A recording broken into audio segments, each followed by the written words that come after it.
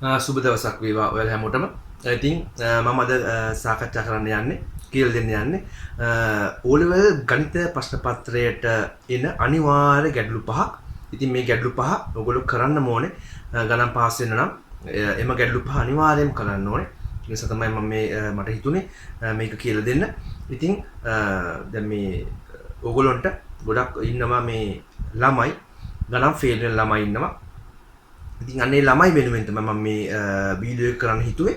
ඉතින් ගොඩාක් හැම අවුරුද්දකම ගොඩාක් ළමයි ගණිත විෂය ෆේල් වෙනවා. ඉතින් ඒගොල්ලෝ A level කරන්න ගියාම ලොකු අපහසුතාවයකටපත් වෙනවා. මොකද ගණන් ෆේල් වුණාම නේද? A level වලට සුසුකම් මදි වෙනවා. ඉතින් ඒ නිසා ගොඩක් ළමයිට මෙන්න මේ ප්‍රශ්නේ තියෙනවා. ඉතින් ගොඩක් ළමයි ෆේල් වෙනවා. සාමාන්‍ය ප්‍රතිශතයක් ගණන් ෆේල් වෙනවා. ඉතින් ඒක නිසා මට හිතුණා මේ දුර්වල සිසුන් වෙනුවෙන් ගණන් ෆේල් වීමේ අවදානමක් සිටින සිසුන් වෙනුවෙන් මෙන්න මේ වීඩියෝ එක කරන්න මෙන්න මේ ගණන් පහ අත්‍යවශ්‍යම අනිවාර්ය ගැටලු පහ කියලා දෙන්න. ඉතින් මේ ගැටලු පහ ඔයගොල්ලෝ හොඳට අහගෙන මේ විෂය කරුණු අවබෝධ කරගෙන මේ අවුරුද්දේ තියෙන O level විභාගයේ ගණිත විෂය සමත් වෙන්න ඔයගොල්ලන්ට පුළුවන්. ගණන් වලට S පාස් එකත් සාමාන්‍යයෙන් මදි. සාමාන්‍යයෙන් C පාස් එකකින් ඉහළ පාස් එකක් ගන්න ඕනේ. C B හෝ A ගන්න ඕනේ. මොකද රස්සාවක් ඔයගොල්ලෝ අනිවාර්යෙන් රස්සාවක් බලාපොරොත්තු වෙනවනේ ඉදිරියේදී නේද රස්සාවක් කරන්න ඕනේ ජීවත් වෙන්නනේ. නිසා රස්සාවකට යද්දී ඉන්ටර්විව් එකට යද්දී අනිවාර්යයෙන්ම ගණිත විෂය පාස්ද කියලා බලනවා. විශේෂයෙන් ක්‍රෙඩිට් පාස් එක තියෙන්න ඕනේ. කියන්නේ C සාමාර්ථයක් තියෙන්න ඕනේ. C සාමාර්ථය ඉහළ තමයි බලන්නේ. ඉතින් S එකට ලැබෙන අවධානය සහ ප්‍රයොරිටි එක අඩුයි. S එක ගණන් ගන්නේ නැති තරම් C එකකින් ඉහළ සාමාර්ථයක් ගන්න උත්සාහ කරන්න ඕනේ.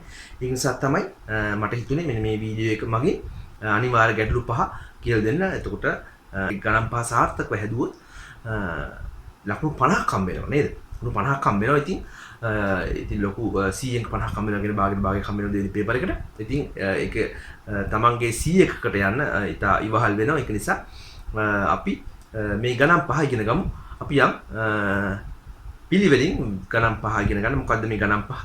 පළවෙනි එක කුලක, දෙවෙනි එක සම්භාවිතාව, තුන්වෙනි එක ප්‍රස්ථාර, හතර මධ්‍යන්නේ ගැටලුව, අන්තිම ගාන විදිහට මම කියලා දෙන්නම් නිර්මාණ ගැටලුව. ඉතින් ඔය ගැටලු පහ අනිවාර්යයෙන් වෙනවා. ඉතින් අනිවාර්යෙන් හදන්නත් ඕනේ. ඉතින් අපි ඉගෙන ගමු මේ ගැටලු පහ.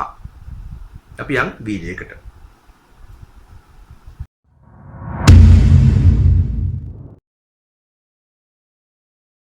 හොඳයි අපි මුලින්ම ඉගෙන ගමු කුලක ගැටලුව. කුලක ගැටලුවේ අදාළ විෂය කරුණු ඉගෙන ගමු. ඉතින් අපි බලමු මුලින්ම මොකද කුලකයක් කියන්නේ කියලා. කුලකයක් කියන්නේ නිශ්චිතව හඳුනාගත හැකි ද්‍රව්‍ය සමූහයක් නේද? ඔයගොල්ලෝ දන්නවනේ පොඩි පන්ති වල ඉගෙන ගන්නවා. කුලකයක් කියන්නේ හරියටම වෙන් කරන්න පුළුවන් දේවල් ටිකක් ද්‍රව්‍ය සමූහයක් නේද? ඉතින් කුලකයක් ලියන විදි හතරක් තියෙනවා. හතරක් අපි හතර ඉගෙන ගමු. මෙන්න මෙහෙමයි. හොඳයි ඔන්න මම කුලකයක් ලියන ක්‍රම හතර ලියලා තියෙනවා. මොකද්ද මේ ක්‍රම හතර? එකක් තමයි විස්තර කිරීමක් විසල ලියන එක නේද? විස්තර කියන්නේ ඉතින් වාක්‍යයෙන් ලියන එක. දෙවෙනි එක ලයිස්තුගත කරලා අවයව ලියන එක. අවයව කමා දාලා ලියන්න ඕනේ අවයව. මතක ඇති කලින් අවුරුදු ඉගෙන ගත්ත නේද? එක අවයවයක් එකපාරයි ලියන්නේ. ඊට පස්සේ වෙන් රූප සටහනකින් දැක්වීම. කුලකයක් ලියන තුන්වෙනි අවස්ථාව. හතරවෙනි අවස්ථාව කුලකයක ජනන ස්වරූපය මගින් ලිවීම. මෙහිම අපි x කියලා කුලකයේ අවයවයක් විස්තර කරනවා. x යනු දෙකේ ගුණාකාර කුලකයේ දෙන දෙකේ ගුණාකාර ඒ දෙකේ ගුණාකාර පිහින සීමාව මෙන්න මෙතනින් දාන්න සීමා තියෙන ඒවල තමයි මේ උදාහරණය මේ ක්‍රමය ගන්න. සීමාවක් තියෙන්න ඕනේ. ඉතින් සීමාව මෙතනින් දානවා. ඉතින් මෙන්න මේ ක්‍රම හතර තමයි තියෙන්නේ. විස්තර කර ලිවීම, අවයව ලිවීම, වෙන් රූප සටහන් සහ කුලකයක ජනන ස්වරූපය මගින් අපි කුලකයක් දක්වනවා. හොඳයි.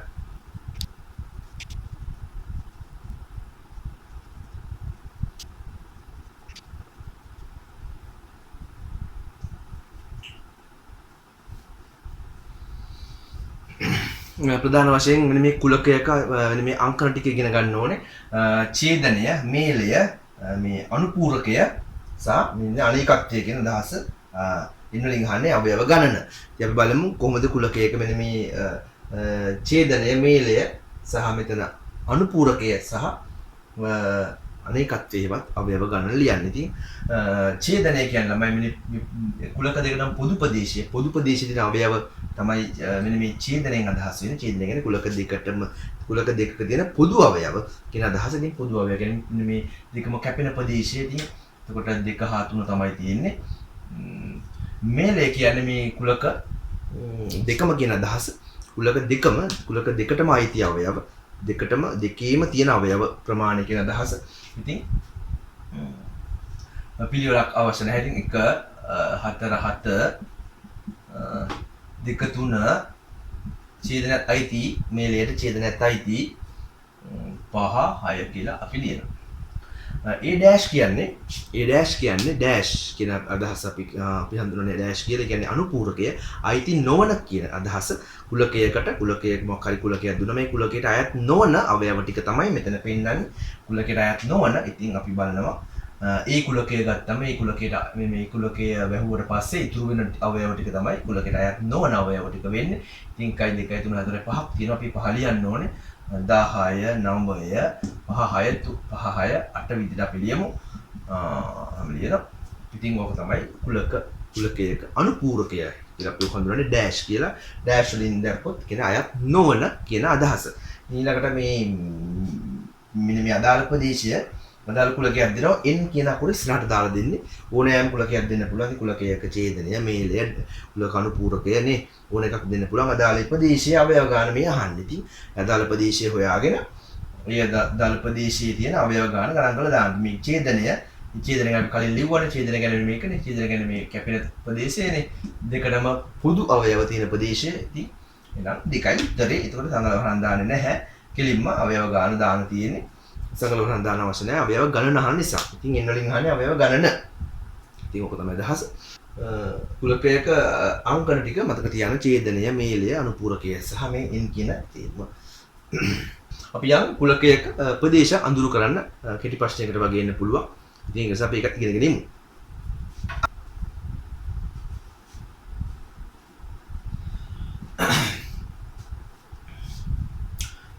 ඔන්න මම කුලක උදාහරණ 8ක් ලියලා තියෙනවා. කුලකයක ප්‍රදේශ අඳුරු කරන්න තියෙන. බලමු කොහොමද මේ උදාහරණ 8 කරන්න කියලා. මේ ඡේදනය ඉතින් ළමයි ඔයගොල්ලෝ දැනට මම දන්නව නේද කලින් අවුරුදු වල ඉගෙනගෙන තියෙනවා. ඡේදනය කියන්නේ මේ මැද ප්‍රදේශය මම නිල් පාටින් පාඩ කරන්න. මැද ප්‍රදේශය තමයි ඡේදනය අදහස් වෙන්නේ. මේලය කියන්නේ මේ මාළය වගේ හැඩේ තියෙන එක. මේලය කියන්නේ මාළය වගේ. අනේ මතක තියාගන්න. තමයි ළමයි ඔක පැටලෙනව නේද? ඡේදනය මේලය ලකුණු දෙක උඩද උඩටද යටටද කියලා පැටලෙනවනේ.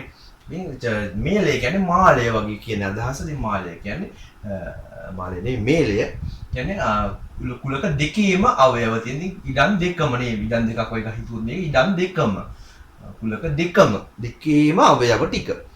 මේ පොදු අවයව. A' කියන්නේ ඊට අයිති නැති ප්‍රදේශය. නම් ඒ රවුමේ මේක වැරදිද නේද? AB දෙයක් කියන බෑනේ. එතන විතරයි B නෑ. මම තනි කුලකයක් ගත්තා. ඉතින් A' කියන එක තීරුම් කරන්න තමයි දුන්නේ. ඉතින් A' කියන්නේ මෙතන ඊට අයිති නැති කියන අදහස. ඉතින් එක පැත්තකට මේ පාට කරන්න ලස්සනට ඔයගොල්ලෝ මේ සමාන ළමයි මේ ඉර වගේ අඳිනවා. පාට කරන්න කිව්වම අපි දැකලා තියෙනවා විභාගවලදී එක පැත්තකට පාට කරන්න. ඒක පැහැදිලි. මේ තරුවක් වගේ අඳින්න ඉරක් වගේ අඳින්න එපා. ඊට පස්සේ ඡේදනයේ B' ඒ ඡේදනයේ B ප්‍රදේශයට අයිති නැති කියන අදහස. ඉතින් ඒ ඡේදනයේ B කියන මැද ප්‍රදේශයට අයිති නැති ටික පාට කරන්න. ඉතින් මැද ප්‍රදේශය සියලුම ප්‍රදේශය අයිති නැති සියලුම ප්‍රදේශ අඩංගු වෙනවා. ඔන්න ඔය ආකාරයට මැද ටික ඇර ඉතුරු ටික පාට වෙන්න ඕනේ. මේලය මේලය B කියන කුලකයේ ඩෑෂ්. මේලය B කියන්නේ දෙන්නම මෙන්න මේ අදහස්. ඒකට අයිති නැති කියන්නේ මේ මේලය Bට අයත් නොවන. ඉතින් ඒ ඉඩම් දෙකට අයත් නැති. ඉඩම් දෙකටම අයිති නැති ප්‍රදේශය. B' කියන්නේ Bට අයිති නැති කියන අදහස. B රවුමෙන් එළියේ B රවුමෙන් ඉවත තියෙන ප්‍රදේශය. එළියේ තියෙන ප්‍රදේශය තමයි B' කියන්නේ. Bට අයිති නැති අවයව තියෙන B රවුම මේකත් අයිති. B රවුම කොහොම මේකත් අයිති B රවුමට තියෙන. B රවුමට අයිති නැති ප්‍රදේශය. ඊපස්සේ Aට අයිති නැති හැබැයි Bට අයිති වෙන්න ඕනේ. දෙකටම පොදු ප්‍රදේශය. Aට අයිති නැති වෙන්නත් ඕනේ Bට අයිති වෙන්නත් ඕනේ. එතකොට එන්නේ මේ ප්‍රදේශය හොඳ පළුවක වගේ ආකාරයේ ඉතින් ඔයගොල්ලන්ට ඕන නම් ඒ ඩෑෂ් ප්‍රදේශයේ රතු පාටින් සහ B කියන ප්‍රදේශය නිල් පාටින් පාට කරලා බලන්න නිල් ඉරි වලින් ඇදලා බලන්න ඉරි දෙවර්ගයේම තියෙන එක තමයි අදාළ ගැළපෙන පිළිතුර එන්නේ. ඉතින් මේක තමයි එන්නේ. උදාහරණයක් කරලා බලන්න වෙනම A dash වෙන පාටකින් Aට අයිති නැති ප්‍රදේශ වෙන පාටකින් Bට අයිති ප්‍රදේශ වෙන පාටකින් පාට කරලා පාට දෙකම තියෙන ප්‍රදේශ වෙන මේක තමයි වෙන්නේ. ඉතින් මේක අනිත් එක අනිත් පැත්තට මේ A ඡේදනය B dash Aට අයිති වෙන්න ඕනේ Bට අයිති නැති වෙන්න ඕනේ. නම් Aට අයිති වෙන්නත් ඕනේ Bට අයිති නැති වෙන්නත් ඕනේ. නම් මෙන්න මේ ප්‍රදේශය තමයි එන්නේ. ඉතින් ඔය ටික තමයි බොහෝ දුරට එන්නේ තියෙන්නේ. ඉතින් මේ ටික අනිවාර්යෙන් කිසි ප්‍රශ්න දෙන්න පුළුවන්. ඉතින් මේ ටික බලාගෙන යන්න. කුලක සඳහා සූත්‍රයක් හඳුන්වා දීලා තියෙනවා. අපි මේ සූත්‍රය ඉගෙන ගමු. මෙන්න මේක සූත්‍රය කුලක දෙකක් තියෙනවා. A හා B කියලා අපිට පුළුවන් මෙන්න මෙහෙම n A මේලය B සමානයි NA ධන NB ඍණ NA ඡේදනය B කියලා ලියන්න. ඉතින් මෙතන මේලය අවුරුදු ඡේදනය වෙනවා. අපිට මේ දෙක මාරු කරගන්න පුළුවන්. මේ ඡේදනය මේ ඍණ කොටස මෙහෙට ගියාම මේක ධන වෙනවා. මේ කොටස මෙහෙට ගියාම ඍණ වෙනවා. කියන්නේ මේ දෙක මාරු කරගන්න පුළුවන්. ඉතින් මුලින්ම ඡේදනය මුලින්ම මේලය තියන්න ඕන කියලා නීතියක් නැහැ. කැමති ඡේදනය තිබ්බොත් මෙතන මේලය, මෙතන මේලය තිබ්බොත් මෙතන ඡේදනය විදිහට අපිට ලියා ගන්න පුළුවන්. ඉතින් ඒක දෙක මාරුන්ට කමක් නැහැ. ඉතින් අදාළ සූත්‍රයේ ගණන් මේ අදාළ දත්ත මේ තියෙනවා කොටස් 4ක්. 4න් 3ක් දෙනවා. ඊට දෙක හොයන්න තියෙන ඉතින් සමීකරණ විසඳන විදිහට සමීකරණය විසඳන විදිහට අදාළ පදය හොයන්න පුළුවන්. ඉතින් මෙන්න මේ සමීකරණයේ කොටස් 4ක් තියෙනවා. ඉතින් මේ 4න් 3ක් දෙනවා. අනිත් එක හොයන්න තියෙන. ඉතින් ලේසි නේද? ආදේශ කරලා දත්ත ටික අදාළ දුන්න 3 ආදේශ කරලා අනිත් එක හොයන්න. ඉතින් හරිම ලේසි. මෙන්න මෙතනදී ඡේදනය බිඳුව වුණොත් ඒ කියන්නේ ඡේදනයක් නැහැ කියන්නේ මේලය සමාන වෙනවා මේ දෙක එකතු වෙන නේද? ඡේදනය නැහැ කියන්නේ මෙන්න මේ ආකාරයට පිටන්නේ.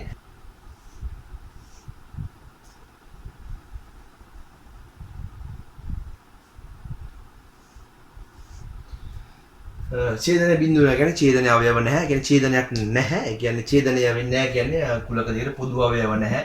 එහෙනම් මෙන්න මෙහෙම තමයි පිහිටන්නේ කුලක දෙක වෙන් වෙන් වශයෙන්. ඉතින් මේවා වියුක්ත කුලක කියලා හඳුන්වනවා. වියුක්ත කුලක කියලා හඳුන්වන්නේ වෙන් වෙලා තියෙන කුලක, ඡේදනයක් නොමැති කුලක. අපි ළඟට යන් වෙන් රූප සටහන් ගැටලු හදන්නේ කොහොමද කියලා බලන්න. වෙන් රූප සටහන් ආකාර 3කට එන්න පුළුවන්. අපි බලමු ප්‍රධාන වශයෙන් ආකාර 3ක් තියෙනවා. අපි ඒ 3 ඉගෙන ගමු. මුල්ම ආකාරය තමයි ලේසිම ආකාරය. කුලක දෙකක් දෙන වෙන් රූපයක්. මෙන්න මේක ඔයගොල්ලෝ දැනටම දන්නවනේ.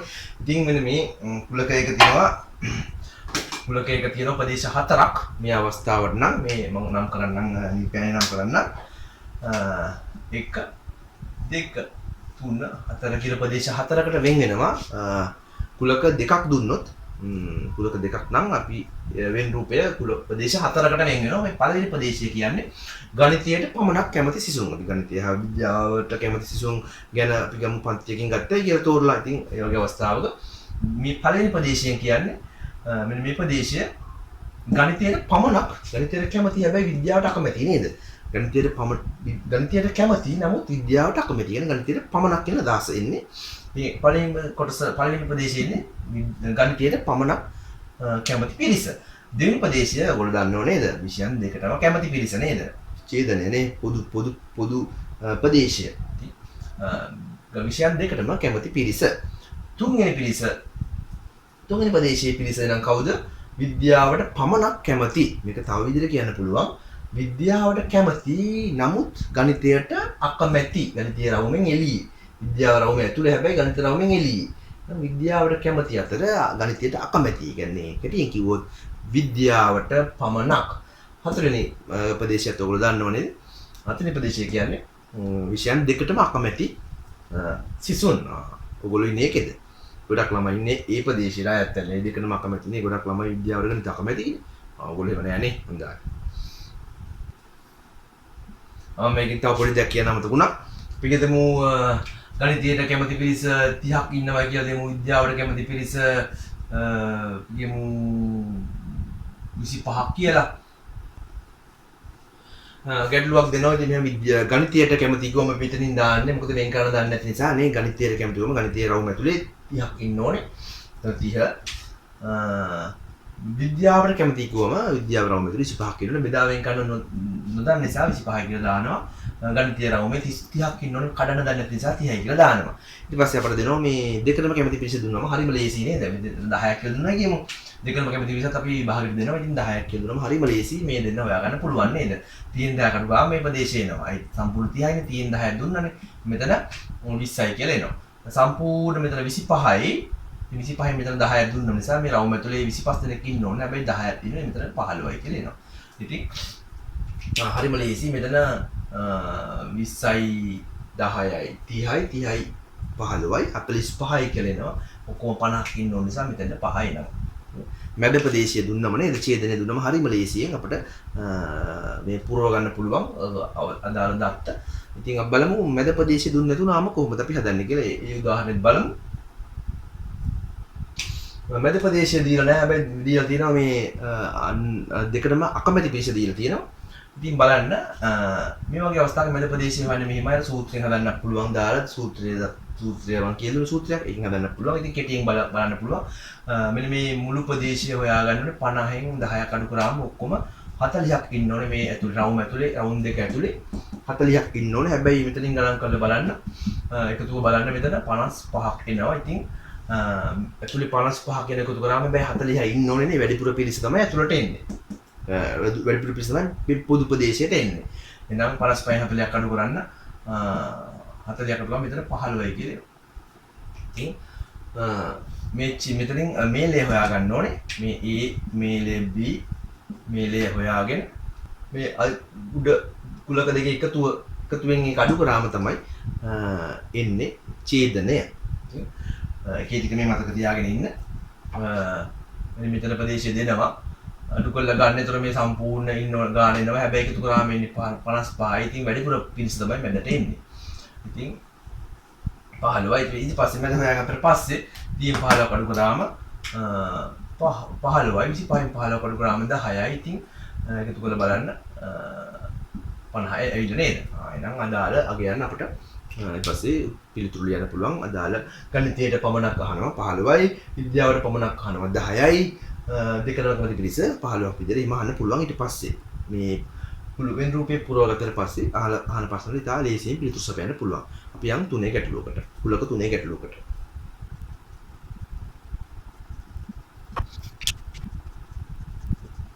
අපි යම් කුලක තුනක ගැටලුවකට මෙන්න මේ ආකාරයට කුලක තුන දෙන්න පුළුවන්. ඉතින් මේ කීක ප්‍රදේශ 8ක් එනවා. එතකොට කුලක තුනක ගැටලුවක ප්‍රදේශ 8ක් හඳුනා ගන්න වෙනවා. පළවෙනි ප්‍රදේශයේ වෙන්නේ චිත්‍ර පමණක් කියන අදහස. චිත්‍ර වලට කැමති නමුත් සංගීත සහ නැටුම් වලට අකමැති. කියලා අදහස තමයි තීරුම. දෙක කියන්නේ චිත්‍ර සහ සංගීත වලට කැමති කිව්වොත් මේ දෙක මෙන්න මේ ප්‍රදේශය අයත් වෙනවා. චිත්‍ර සංගීත කැමති කිව්වොත් මෙන්න මේ සම්පූර්ණ ප්‍රදේශය 2යි 4යි දෙකමයි තියෙන ප්‍රදේශය. නමුත් නැටුම් වලට අකමැති කියලා එන්න ඕනේ. චිත්‍ර සංගීත වලට කැමති අතර නැටුම් වලට අකමැති. ඒ කියන්නේ කෙටියෙන් කිව්වොත් චිත්‍ර සහ සංගීත වලට පමණක් කියන අදහස. මේ දෙකට පමණක් නැටුම් වලට අකමැති. තුන කියන්නේ සංගීත පමණක් කැමති පිරිස. හතර කියන්නේ තුනටම කැමති පිරිස. ඒක දන්නවනේ ලේසියිනේ. පහ කියන්නේ සංගීත සහ නැටුම් පමණක්. සංගීත සහ නැටුම් වලට කැමති කිව්ව පමණක් නැතුව දුන්නොත් සංගීත නැටුම් කැමති සහ සංගීත සහ නැටුම් වලට කැමති පිරිස ගොත් මෙන්න මේ සම්පූර්ණ 4 5 දෙකමයි තියෙන ප්‍රදේශය. සංගීත සහ නැටුම් කැමති. හැබැයි සංගීත සහ නැටුම් පමණක් කිව්වොත් වයින් පහ ප්‍රදේශය අයත් වෙන්නේ මෙන්න මේ කොටස විතරක්. මේ කොටස විතරක්. පමණක් කියලා දෙන්න ඕනේ. පමණක් වචනේ ඉතාල වැදගත්. 6 කියන්නේ චිත්‍ර සහ නැටුම් කැමති පිරිස නෙවි චිත්‍ර සහ නැටුම් පමණක් කැමති පිරිස. චිත්‍ර සහ නැටුම් කැමති පිරිස ගොත් 6 4 දෙකම අයත් වෙනවා. චිත්‍ර සහ නැටුම් පමණක් කැමති. 7 කියන්නේ නැටුම් පමණක් 8 කියන්නේ තුනටම අකමැති නේද? හරි. ඉතින් ඕකේ තමයි ගැටලු වෙන්නේ. ඉතින් මෙහෙම වෙන රූපයක් දීලා අදාළ තොරතුරු දෙනවා. කිහිපයක් දෙන තොරතුරු අපි තොරතුරු නිසියාකාරව පුරව ගන්න ඕනේ අදාළ ප්‍රදේශවලට. ඉතින් වැරදුනොත් එහෙම පොඩ් එකක් හරි වැරදුනොත් එහෙම ගාන වර්ධිනවා. ඒක නිසා අදාළ ප්‍රදේශ හරියට අඳුර ගන්න. චිත්‍ර කැමති චිත්‍ර විෂය කැමති කොත් මෙතන දාගන්න. චිත්‍ර විෂය කොත් මේ සම්පූර්ණ රවුම මෙතනින් දාගන්න. චිත්‍ර විෂය කැමති 40 කොත් 40 මෙතන දාගන්න. සංගීත විෂය පමණක් කොත් මෙතන දාන්නේ. සංගීත විෂය කිව්වොත් සංගීත විෂය කැමති කිව්වොත් මෙතනට අපි 30යි කියලා 30 දාන්න මෙතෙන්ට. පමණක් කිව්වොත් මෙතන දාන්න. හරි. ඊට පස්සේ දුන්නොත් එimhe චිත්‍ර සහ සංගීත කැමති පිරිස පමණක් නැතුව චිත්‍ර සහ සංගීත කැමති පිරිස 20යි කිව්වොත් 20 දාන්න මෙතෙන්ට. මෙන්න මේ 20 කැඩන මෙන්න මේ දෙකට අපි දන්නේ කඩන්න 20 දාන්න ඕන උතෙන්ට. එතෙන් දාගන්න. මොකද මෙන්න මේ සම්පූර්ණ චිත්‍ර සහ සංගීත දෙකට අදාළ චිත්‍ර සහ සංගීත කැමති පිරිස කිව්වොත් 30 මේ දෙකටම කැඩෙන නිසා පමණක් දුන්න නැති නිසා මේ දෙකම අයත් වෙනවා. චිත්‍ර සහ සංගීත කැමති පමණක් දුන්නොත් තමයි මෙතන දාගන්නේ.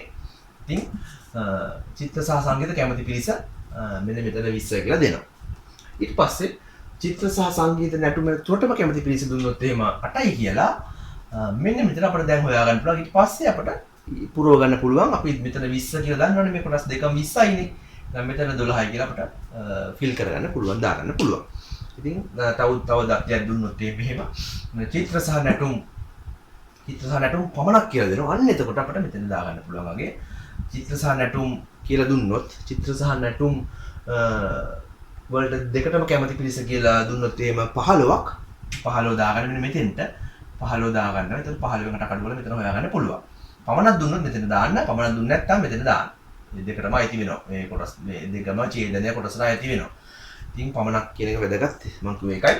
ඉතින් අපි පමණක් දුන්නයි කියලා චිත්‍ර සහ නැටුම් පමණක් එතන දෙනවා 7යි. එතකොට මෙන්න මේක අපිට දැන් හොයාගන්න පුළුවන්. ඊට පස්සේ මෙතන 12යි 20යි 7යි 27 නම් මේ 40න් 27 අකඩ කරාම මේ කොටස අපිට ලැබෙනව නේද? ඉතින් සම්පූර්ණ 40ක් වෙන්න ඕන නිසා ඉතින් ප්‍රදේශ 4න් 3ක් හොයාගත්තා. ඊට පස්සේ මේක හොයාගන්න පුළුවන්. මේ ටික එකතු කරලා 40න් අඩු කරන්න. ඉතින් ඔක්කොම එනවා මෙතන 27ක් 27න් කියන්නේ 13යි. අනිත් ආකාරයට දත්ත පුරව ගන්න බෑ. ඉතින් ඒවත් පොඩි අදාළ කොටස් අපිට පුරව ගන්න උදව් කරන දත්ත දෙනවා. ඉතින් ඕක තමයි තුන්වෙනි කුලක තුනක් දුන්නම මේ එක ආකාරයක්, තව ආකාරයක් වෙන කුලක තුනක් දුන්නම අපි ඒ ආකාරයත් බලමු.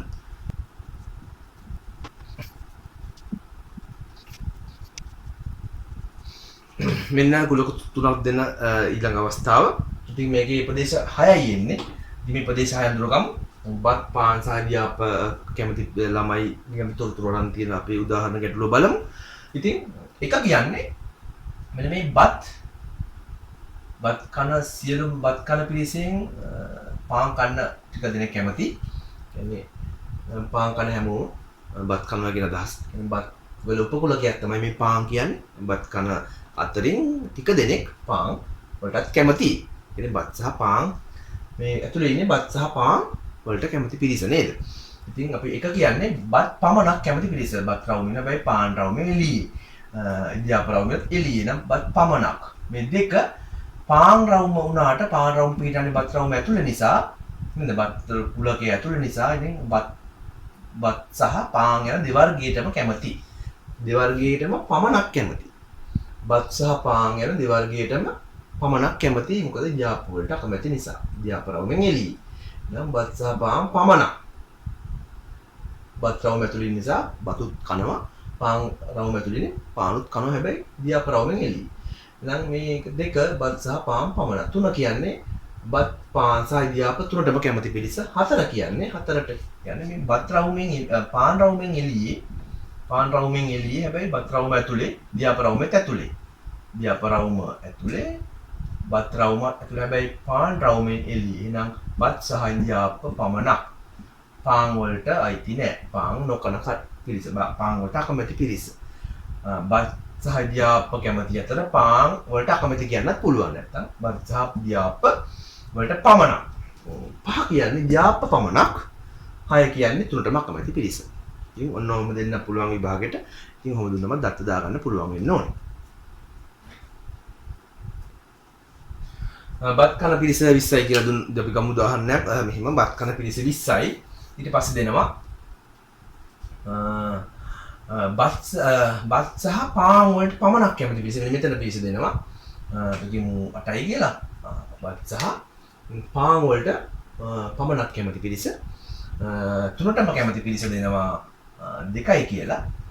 ඊට පස්සේ දෙනවා බත් සහ ඉදියාප වලට පමණක් වුමන මේ ප්‍රදේශීයගේ දෙනවා.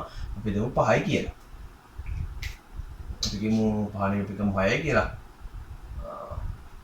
6යි. බත් සහ ඉන්දියාප්ප පමණක්. ඉතින් මේ තුන එකතු කරලා ගන්න 20 මෙතන මේ ප්‍රදේශයේ ඉතුරු ටික මේ ප්‍රදේශයේ එනවා නේද? එතකොට මේක අගය දුනවා මේක අගය හොයාගන්න පුළුවන් නේ. ගිමු ඉන්දියාප්ප වලට කැමති පිරිස 14ක් කියලා. එතකොට අපට මේකයි මේ තුනම හොයාගන්න අවස්ථාවක් තියෙනවා. ඉතින් ඔක්කොම 20ක් එනවා. ඉතින් මෙතන 10 16යි කියන මෙතන 4යි. මෙතන 14ක් එනවා. එතන 8යි නම් 8යි 8න් 14කට ගියාම 6යි. ඉතින් මේ ඔක්කොම එකතු කරලා මේ අතලින් මේක අඩු කරන්න මෙතන එනවා 20ක් ඔක්කොම ගණන් කරන්න අවශ්‍ය නැහැ. මෙතන සම්පූර්ණ 20යි මේ රවුමේ 26යි 26යි. මෙතනට එනවා 14ක් නේද? මෙන්න මේ ආකාරයට අදාළ දත්ත අපිට පුරව ගන්න පුළුවන්. ඉතින් අදාළ මේ ප්‍රදේශ හඳුනා ගැනීම තමයි වැදගත් වෙන්නේ. ප්‍රදේශ ගැන හොඳ අවබෝධයක් තියෙන්න ඕනේ. ඉතින් හොඳට හිතලා බලන්න. උදාහරණ පාස් පේපර්ස් වල ගණන් ටික හදලා බලන්න. ඉතින් හදලා පසු පිටේ තියෙන පිළිතුරුත් එක්ක සසඳා බලන්න. හදලා ඉවරලා බලන්න. හොඳයි. සමහර ළමයි හදන්න කලින් බලනවා නේද? මේපා හදලා ඉවරලා චෙක් කරලා බලන්න තමන් හරිද කියලා. ඉතින් ගැටලු හදලා තමයි පුරුදු වෙන්න ඕනේ. හොඳයි. නම් කුලක ගාන හරි. නම් 10න් 10 ගන්න පුළුවන් නේද? නම් අපි ඊළඟ සම්භාවිතා කොටසට යමු. ගමු සම්භාවිතාව ගැටලුවට අදාළ කරුණු ටික. ඉතින් සම්භාවිතාව කියන්නේ යම්කිසි සිද්ධියක් සිදුවීමේ හැකියාව නේද? සම්භාවිතාව ඉතින් සිද්ධියක් සිදුවීමේ හැකියාව ගොඩක් ඉඳ තියෙනවා. අපි සම්භාවිතාව වැඩි කියලා කියනවා. සිද්ධිය සිදුවීමට හැකියාව අඩු නම් අඩු සම්භාවිතාවක් තියෙනවා කියලා අපි කියනවා නේද? ඉතින් උදාහරණයක් ගත්තොත් තමයි ක්‍රිකට් අපි ක්‍රිකට් කණ්ඩායම ගත්තොත් නේ ඉස්සර මම අපහාසයක් කරනව නෙවෙයි. ඉතින් සැබෑ සත්‍යය ඉතින් කියන්නේ ඉස්සර නේද? ශ්‍රී ලංකා ක්‍රිකට් කණ්ඩායම තරගයක් ජය ගැනීමේ සම්භාවිතාවය ඉතා ඉහළයි නේද? 90ක් 85ක් 90ක් වගේ නේ. 10න් 8ක් 10න් 9ක් වගේ අපිට කියන්න පුළුවන් නේද? يعني 10ක් 10න් 9 කියන්නේ 10ක් ගෙවුවොත් 9ම දිනනවා කියන අදහස නේ. නම් ඉස්සර ශ්‍රී ලංකා ක්‍රිකට් කණ්ඩායම තරඟ ජයග්‍රහණය කිරීමේ සම්භාවිතාව 10න් 9යි. 90යි කියලා කියන්න පුළුවන්.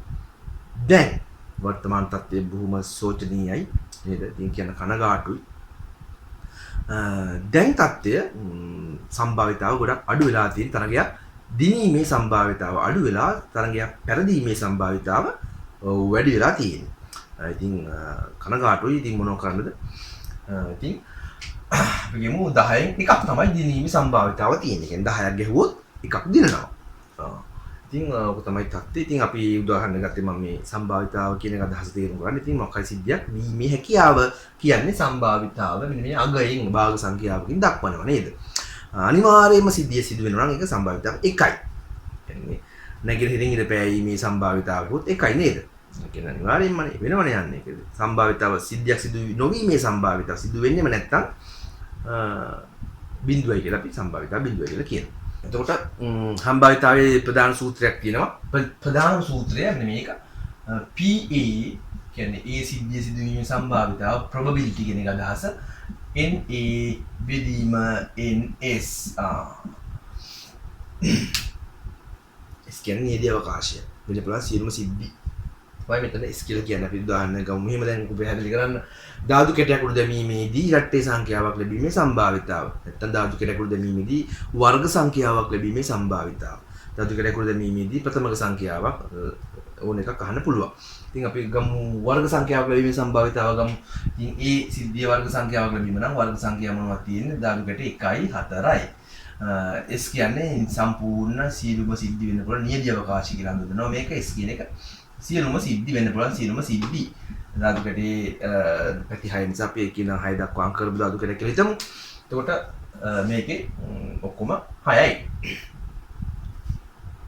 එතකොට අදාළ සූත්‍ර අනුව NA යටින් දාන්න මම NA කුලක ඒ අදාළ සිද්ධියට අදාළ අවයව ගාන 2යි සම්පූර්ණ සියලුම සිද්ධි 6යි. එහෙනම් 6න් 2යි.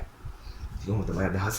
ඉතින් සම්භාවිතාව වෙනකොට සම්පූර්ණ සිද්ධි ගානෙන් අදාළ සිද්ධි ගණන උඩට දා ගන්න ඕනේ. ඉතින් 6න් 2යි කියලා මේ උදාහරණෙට පිළිතුරු ලැබෙනවා. වශයෙන් සම්භාවිතාව හොයන ක්‍රම තුනක් තියෙන එකක් වෙන් රූප සටහන් මගින් සම්භාවිතාව සෙවීම. දෙවැනි එක ලක්ෂ පස්තාරෙහිවත් කොටු දැල ඇසුරින් සෙවීම. තුන්වෙනි එක රූප සටහන් මගින්. ඉතින් අපි මේ තුන කෙනෙක්ට ඉගෙන ගමු. මුලින් බලමු වෙන් රූප සටහනකින් කොහොමද අපි සම්භාවිතාව සොයන්නේ කියලා. ඔන්න උදාහරණයක් දීලා තියෙනවා මෙන් රූප සරහනක් තියෙනවා. ඉතින් මෙන් රූප සරහනක් එක්ක සම්බන්ධ කරලා මේ සම්භාවිතා ගැටලු දෙන්න පුළුවන්. ඉතින් ප්‍රශ්නයක් අහනවා ගණිතයට පමණක් කැමති සිසුවෙකුගේ මේ සම්භාවිතාව. සිසුන් 70 දෙනෙකුගෙන් අපි තෝරගන්න සිසුවෙක්.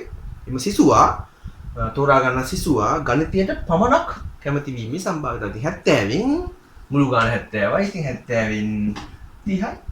ඉතින් සම්භාවිතාව සුළු කරන්න අවශ්‍ය නැහැ. ඔහොම තියන්න පුළුවන්. සුළු කිරීමාව අත්‍යවශ්‍ය වෙන්නේ නැහැ. ඉතින් සුළු කරලා තියන්න පුළුවන්. වැඩක් නැහැ. මේ පිළිතුර ලකුණු ලැබෙනවා. ඉතින් හරිම ලේසි නේ වෙන රූපයකින් හොයන එක හරිම ලේසි. ගණිතය පමණක් කොහොමද? ඉතින් අදාළ ප්‍රදේශය දාලා අවයව ගන්න දාන්න.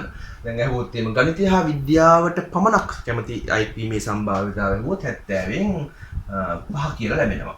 ගණිතය සහ විද්‍යාවට පමණක්.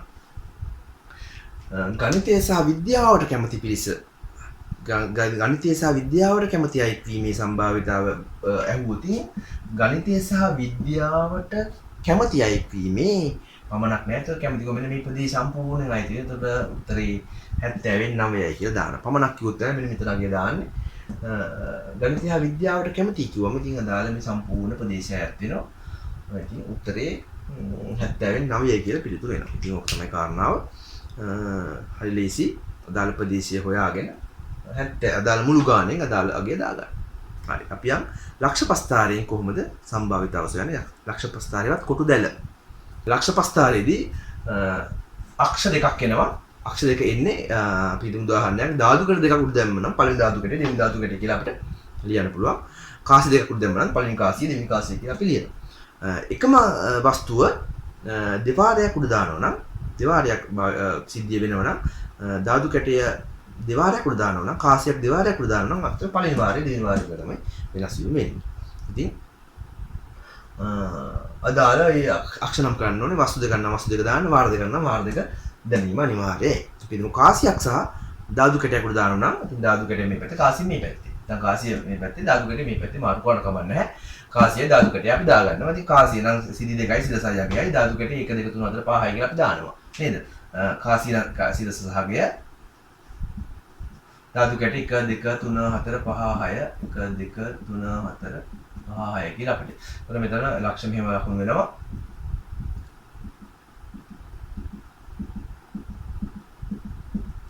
කියලා ඇදයි නේද? ඇදද?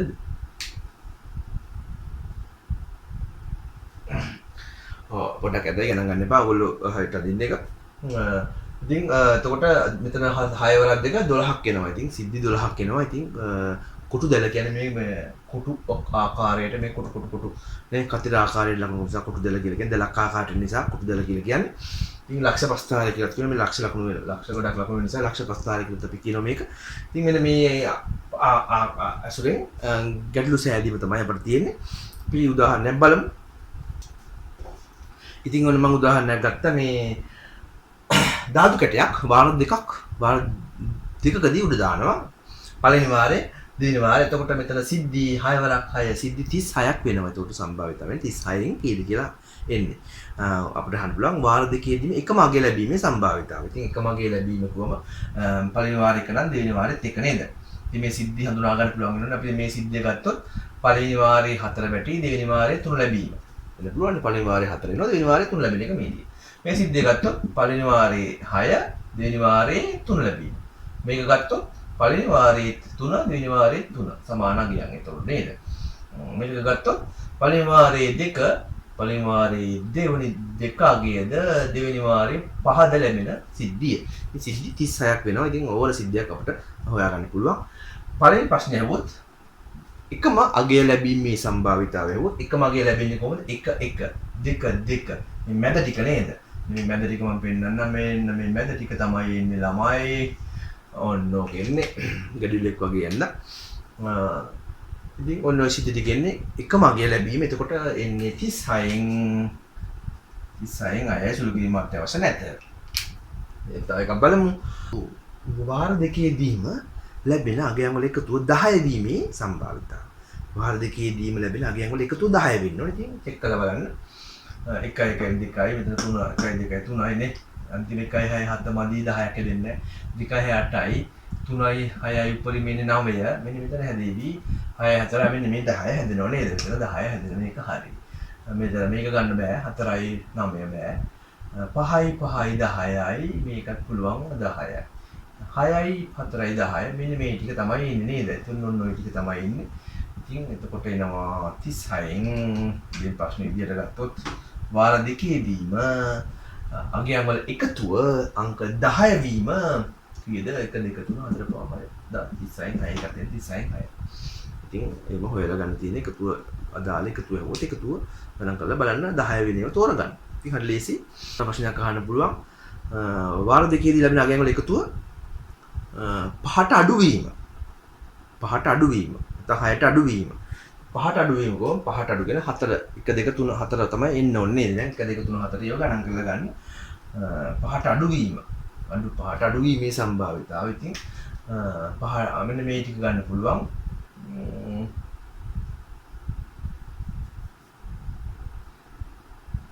මේකෙන් 2යි 2 4යි 1යි ගත හැකි මේක ගන්න බෑ 5 3 මේක ගත හැකි මෙතන ගන්න බෑ 5 එහෙනම් මෙන්න මේ ටික එන්නේ එතකොට එනවා තුන්වෙනි ප්‍රශ්නේ උත්තරේ විදිහට 36න් ඒකෙත් 2 3 4 5 6ක් එනවා ඉතින් ඔක්කොම එකම උත්තරය වෙලා තියෙන්නේ එක එක වගේ වෙනස් වෙන්න පුළුවන් ඉතින් මම අහන ප්‍රශ්න ටික කරනවා උත්තරය ඉතින් ඔන්න ඔය ආකාරයෙන් එක එක විදිහට අහන්න පුළුවන් 6ට අඩු වීම 5ට අඩු වීම විදිහට අහන්න පුළුවන් ඉතින් අඩු වෙනවා 6ට අඩු 1 2 3 4 5 දක්වා ගියන් එන විදිහට එකතු හොයලා ගන්න.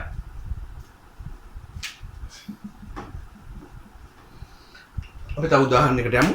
මම ලියන බෝඩ් එකේ මෙහිම තියෙන්නේ මල්ලක තියෙනවා රතු පෑන් 3යි නිල් පෑන් 2යි කහ පෑන් එකක්. කහ පෑන් නැද්ද? අපි බෝල ගමු එහෙනම්. රතු බෝල 3ක් නිල් බෝල 2ක් සහ කහ බෝල තියෙනවා. ඉතින් හම්බු ලෙස මල්ලෙන් බෝලයක් ගන්නවා බෝලයක් අරගෙන ආයි දාලා තමයි දෙවෙනි වාරේ ආයි ගන්න. හරි මේකට කියන ප්‍රතිස්ථාපනය සහිත ප්‍රතිස්ථාපනයත් ස්ථාපනය කරනවා නේ නැවත දානවා. හරි ඊළඟට අපිට එනවා ප්‍රතිස්ථාපන රහිත ඒවා. අපි ඊට පස්සේ බලමු. ඒක ඒ වෙලාවට බලමු. ප්‍රතිස්ථාපනය සහිතයි කියන්නේ තියෙනවා. ප්‍රතිස්ථාපනය නැවත ස්ථාපනය කරනවා අපි දානවා. එතකොට මේ සියලුම සිද්ධි ටික වෙනවා. මෙතන 3යි 2යි 5යි කොම 6යි 6 36ක් වෙන සිද්ධි.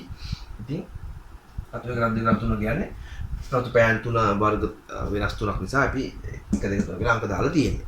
ඉතින් ඔන්න ඔය ආකාරයට අපි නියද අවකාශය කොටු දැලක ඉවත් ලක්ෂ ප්‍රස්ථාරයක අපි දක්වලා තියෙන නියද අවකාශය කියන්නේ සියලුම සිද්ධි රූපණය කිරීම.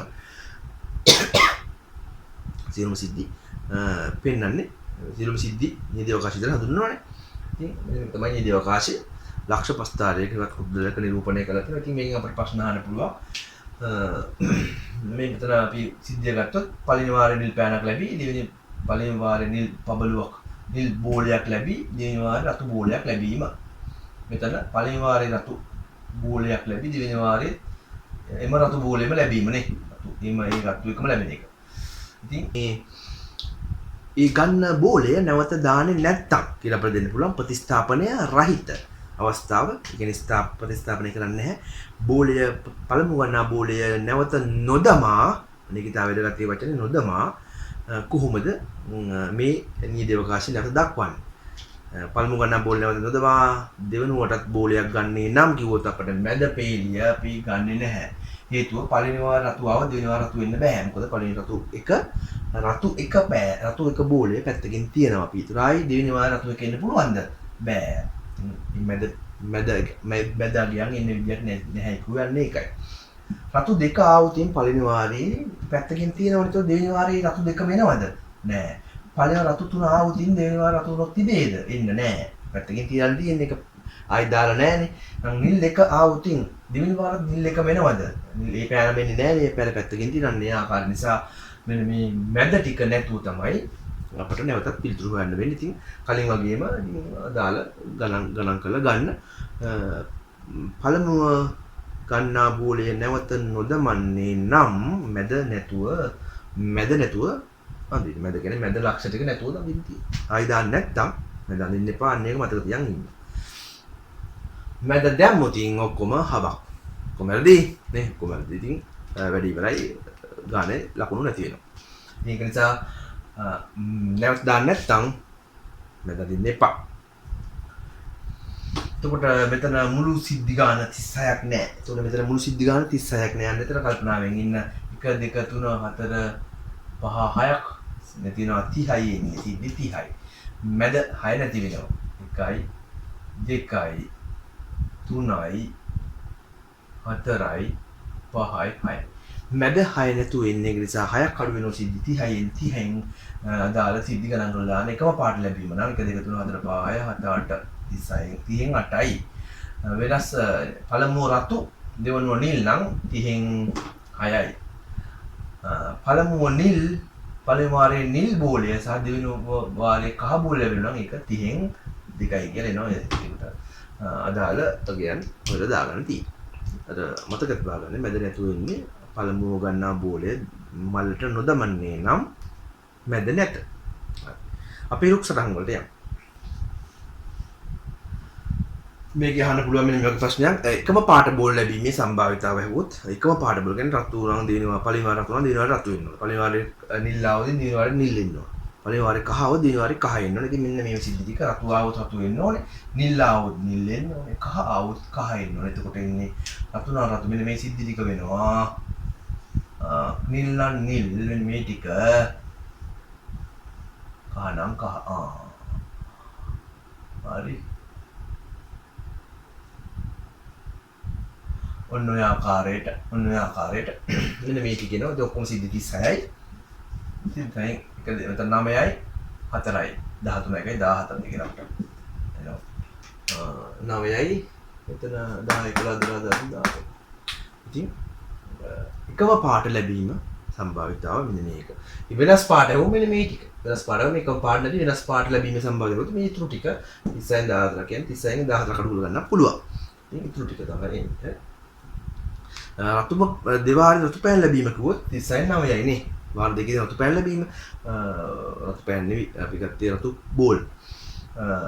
මෙතන වාර දෙකේදීම නිල් බෝල් ලැබීම නම් 30න් 4යි. වාර දෙකේදීම කහ බෝල ලැබීම නම් 30න් 1යි. හරි. පළවෙනි වාරේ රතු බෝලයක් ලැබී දෙවෙනි වාරේ නිල් බෝලයක් ලැබීම මෙන්න මේ ටික වෙනව නේද?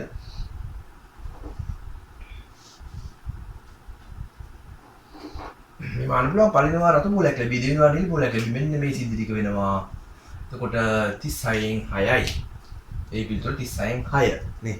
පළවෙනි වාරේ රතු බෝලයක් ලැබී ඊළඟ ඒක පිටුල 36න් 6 කියලා එනවා. මේ මහන් පුළුවන් ඊළඟට පළමු වාරේ නිල් බෝලයක් ලැබී දෙවෙනි වාරේ කහ බෝලයක් ලැබීම. පළමු වාරේ නිල් බෝලයක් ඉන්නවා දෙවෙනි වාරේ කහ බෝලයක් ඉන්නවා. එහෙනම් මොකක්ද ඉන්නේ? මෙන්න මේ ටික තමයි. පළවෙනි වාරේ නිල් දෙවෙනි වාරේ කහ. මොකද දෙක හම්බෙන තියෙන අදාළ ටික තමයි එන්නේ. දෙකටම ගැලපෙන ටික තෝරගන්න තියෙන්නේ. 36න් 2යි. ටික පිළිතුර එන්නේ 36න් 2යි. ඔන්න ඔය ආකාරයට තමයි ඉතින් සම්භාවිතාව හරි ලේසි. ඊළඟට මම කිව්වා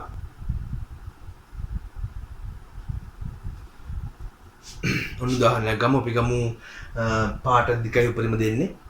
එතකොට අපිට අතු දෙකක් එනවා. මේ අත තව දික් වෙනවා. මේ අතු දෙක විදියට රුක් සටහන් කියන්නේ ඒකයි.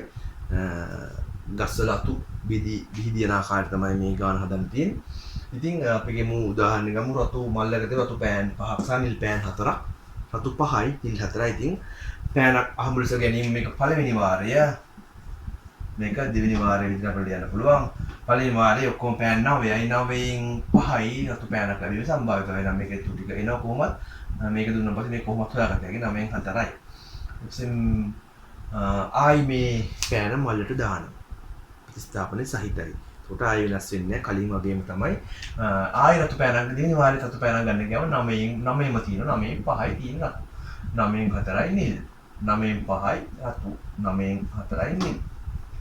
ඉතින් ඔන්න ඔය ආකාරයට උත්සාහන එනවා. ඉතින් එක් අත්ින් මේ අත් නිරූපණය වෙන්නේ පළවෙනි වාරයේ රතු සහ දෙවෙනි වාරයේ රතු ලැබීම. ඒ කියන්නේ වාර දෙකේදීම රතු පෑන් ලැබීම.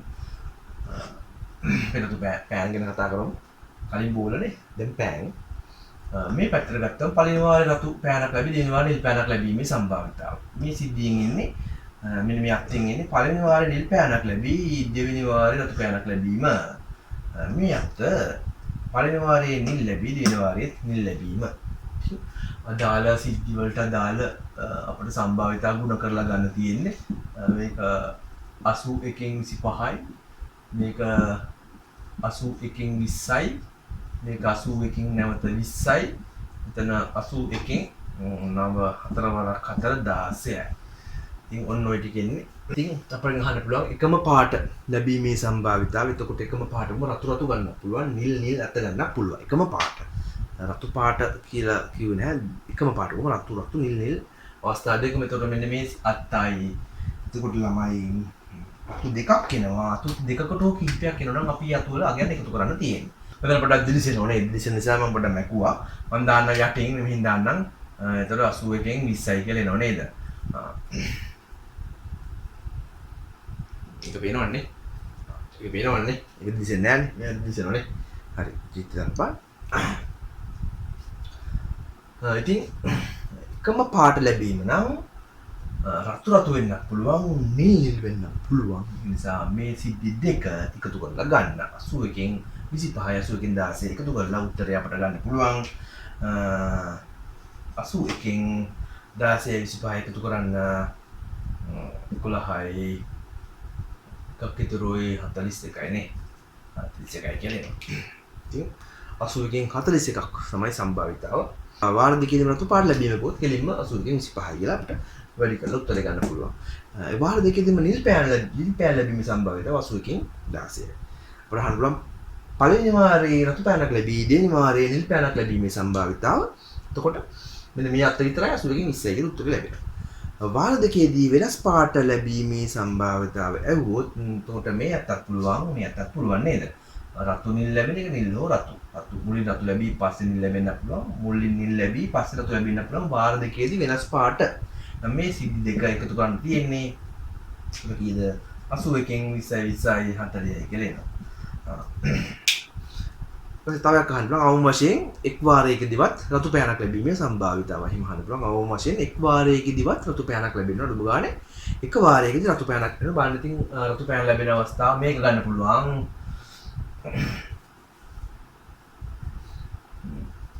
එක් වාරයකදී රතු තින් වාර දෙකේදී රතු වෙලේ වඩාත් හොඳයි. එතකොට එක් වාරයකදී කොහොම හරි ඇවිල්ලා රතු වාරයකදීවත් අඩු අවම වශයෙන් කොහොම ඉතින් වැඩිපුර ගන්න පුළුවන් අපිට. අඩුම ගානේ රතු ලැබිලා එක වාරයකට රතු ලැබිලා මේකෙත් එක වාරයකදී අඩුම ගාන රතු තියෙනවා. මේකෙත් එකම වාරයකදී රතු තියෙනවා. මේකේ රතු නැහැ. එක වාරයකදී රතු නැහැ. අඩුම ගානේ එක වාරයකදීවත් රතු නැහැ. එහෙනම් අඩුම ගානේ එක වාරයකදී රතු තියෙන අවස්ථා තුනයි තියෙන්නේ. තුන එකතු කරලා ගන්න 81න් 25යි 20යි 45යි 45යි 20යි 65යි කියලා උත්තරේ අපට ලැබෙනවා. ඉතින් ඕක තමයි කාරණාව. ප්‍රතිස්ථාපනය සහිත ගැටලු වලදී කිසි ප්‍රශ්නයක් නැහැ. මේ අගයව මෙතෙන්ට එනවා. ඉතින් අපි යන් ඊළඟට ප්‍රතිස්ථාපනය රහිත ගැටලුවක් හදන්න කොහොමද මේ කලින් අර ලක්ෂ ප්‍රස්තාව කළා වගේ ආයි දාන්නේ නැත්නම් මොකද වෙන්නේ? රුක්සදාන පොඩ්ඩක් වෙනස් වෙනවා.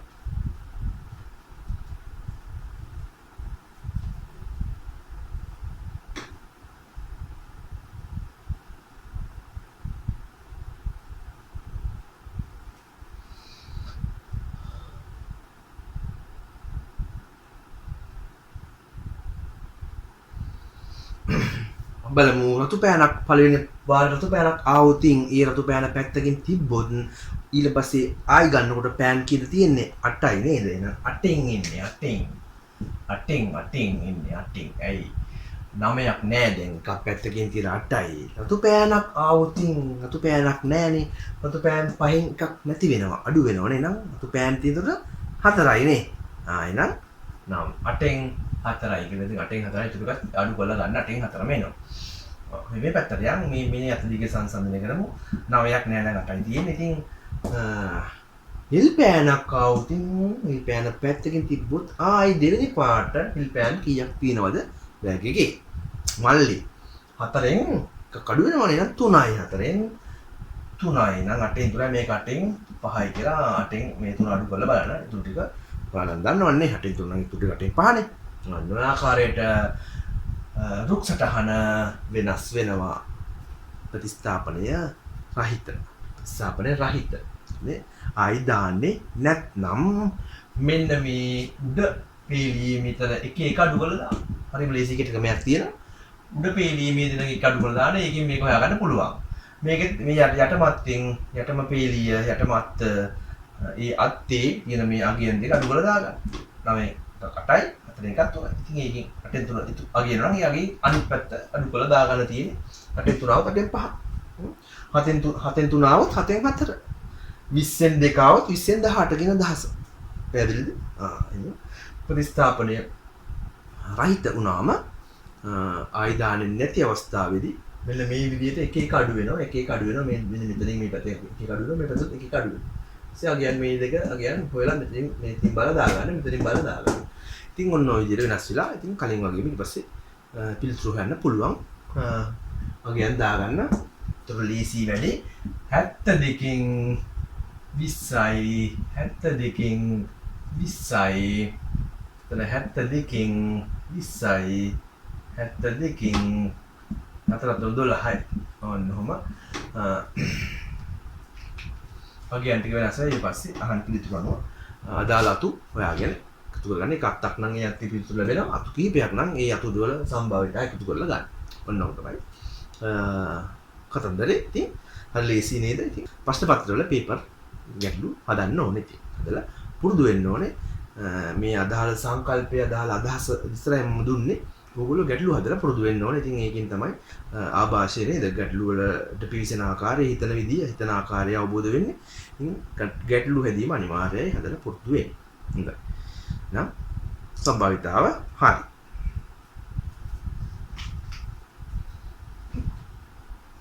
අපි ළඟට පස්තාර ගැටලුවට අදාළ විෂය කරුණු ඉගෙන ගමු. ඉතින් පස්තාර වර්ග දෙකක් තියෙනවා. එකක් තමයි සරල රේඛීය පස්තාර, අනිත් එක වක්‍ර පස්තාර. ඉතින් සරල රේඛීය පස්තාර ඔයගොල්ලෝ දන්නවනේ නේද? මේ xy අක්ෂ ගත්තම සරල රේඛීය පස්තාරේ නේ. මොම තනි රේඛාවක් එනවා. ඉතින් වක්‍ර පස්තාර වර්ග දෙකක් එනවා. උපරිම සහ අවම. උපරිම y අක්ෂයේ උපරිම අගය ගන්නකොට උපරිම අගයත් y අක්ෂය අවම අගය අඩුම අගය ගන්නකොට ඒක අවම පස්තාරයක් කියලා හඳුන්වනවා. ඉතින් මේ වක්‍ර පස්තාර බොහෝ දුරට එන වක්‍ර පස්තාර නේද? සාමාන්‍ය පෙළ ගැටලුවට නේ දෙවෙනි පේපර් එකේ ගැටලුවට බොහෝ දුරට වක්‍ර පස්තාරයක් කියන්නේ. ඉතින් අපි සරලයේ පස්තාරත් පොඩ්ඩක් ඉගෙනගෙන බලමු. පොඩ්ඩක් මතක් කරන් ඉමු.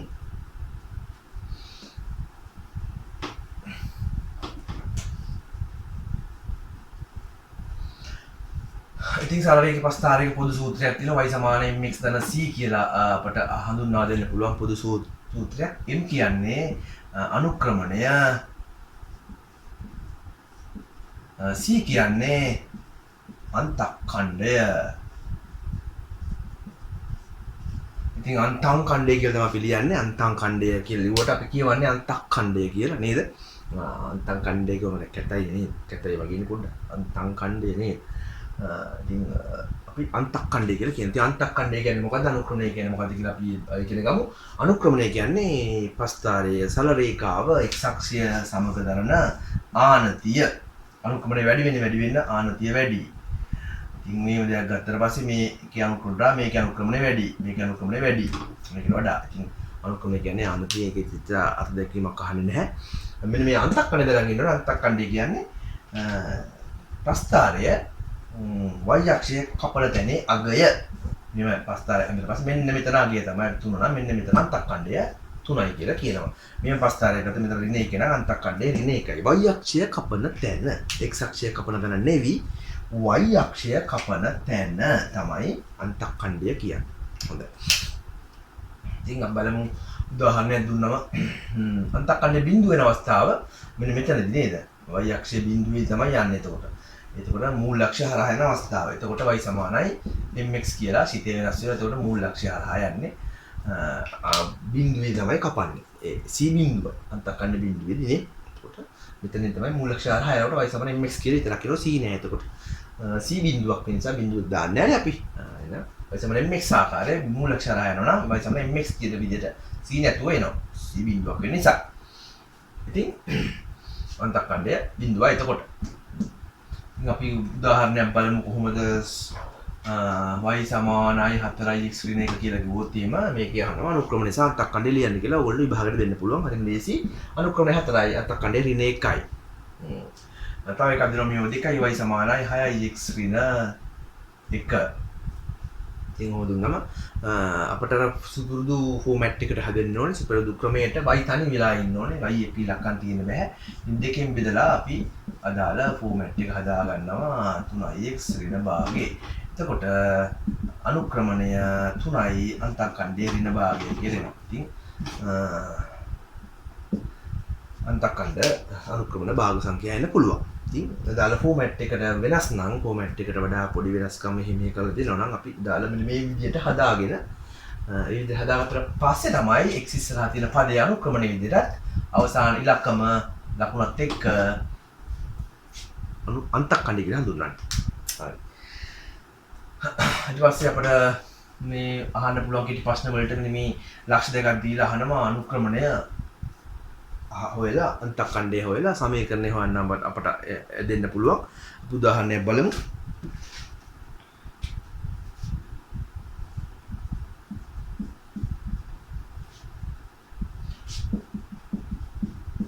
දෙක 4 සහ 4 10 කියන ලක්ෂ දෙකක් තියෙනවා. ලක්ෂ දෙක හරහා යන සරල රේඛාව ලක්ෂ දෙකක් තියෙනවා. ওই ලක්ෂ දෙක හරහා යන සරල රේඛාවේ අනුක්‍රමණය අන්තක්කණ්ඩය ඊට පස්සේ ඉතින් සමීකරණ ලියන්න පුළුවන්. අනුක්‍රමණය අන්තක්කණ්ඩය දන්නවන්නේ m හා c දන්නවනම් ලියන්න පුළුවන්. ඉතින් m හා c හොයන්න කියනවා. ඉතින් m හොයන්න අනුක්‍රමණය හොයන්න සූත්‍රයක් තියෙනව නේද? y කණ්ඩාංක වෙනස බෙදීම x කණ්ඩාංක වෙනස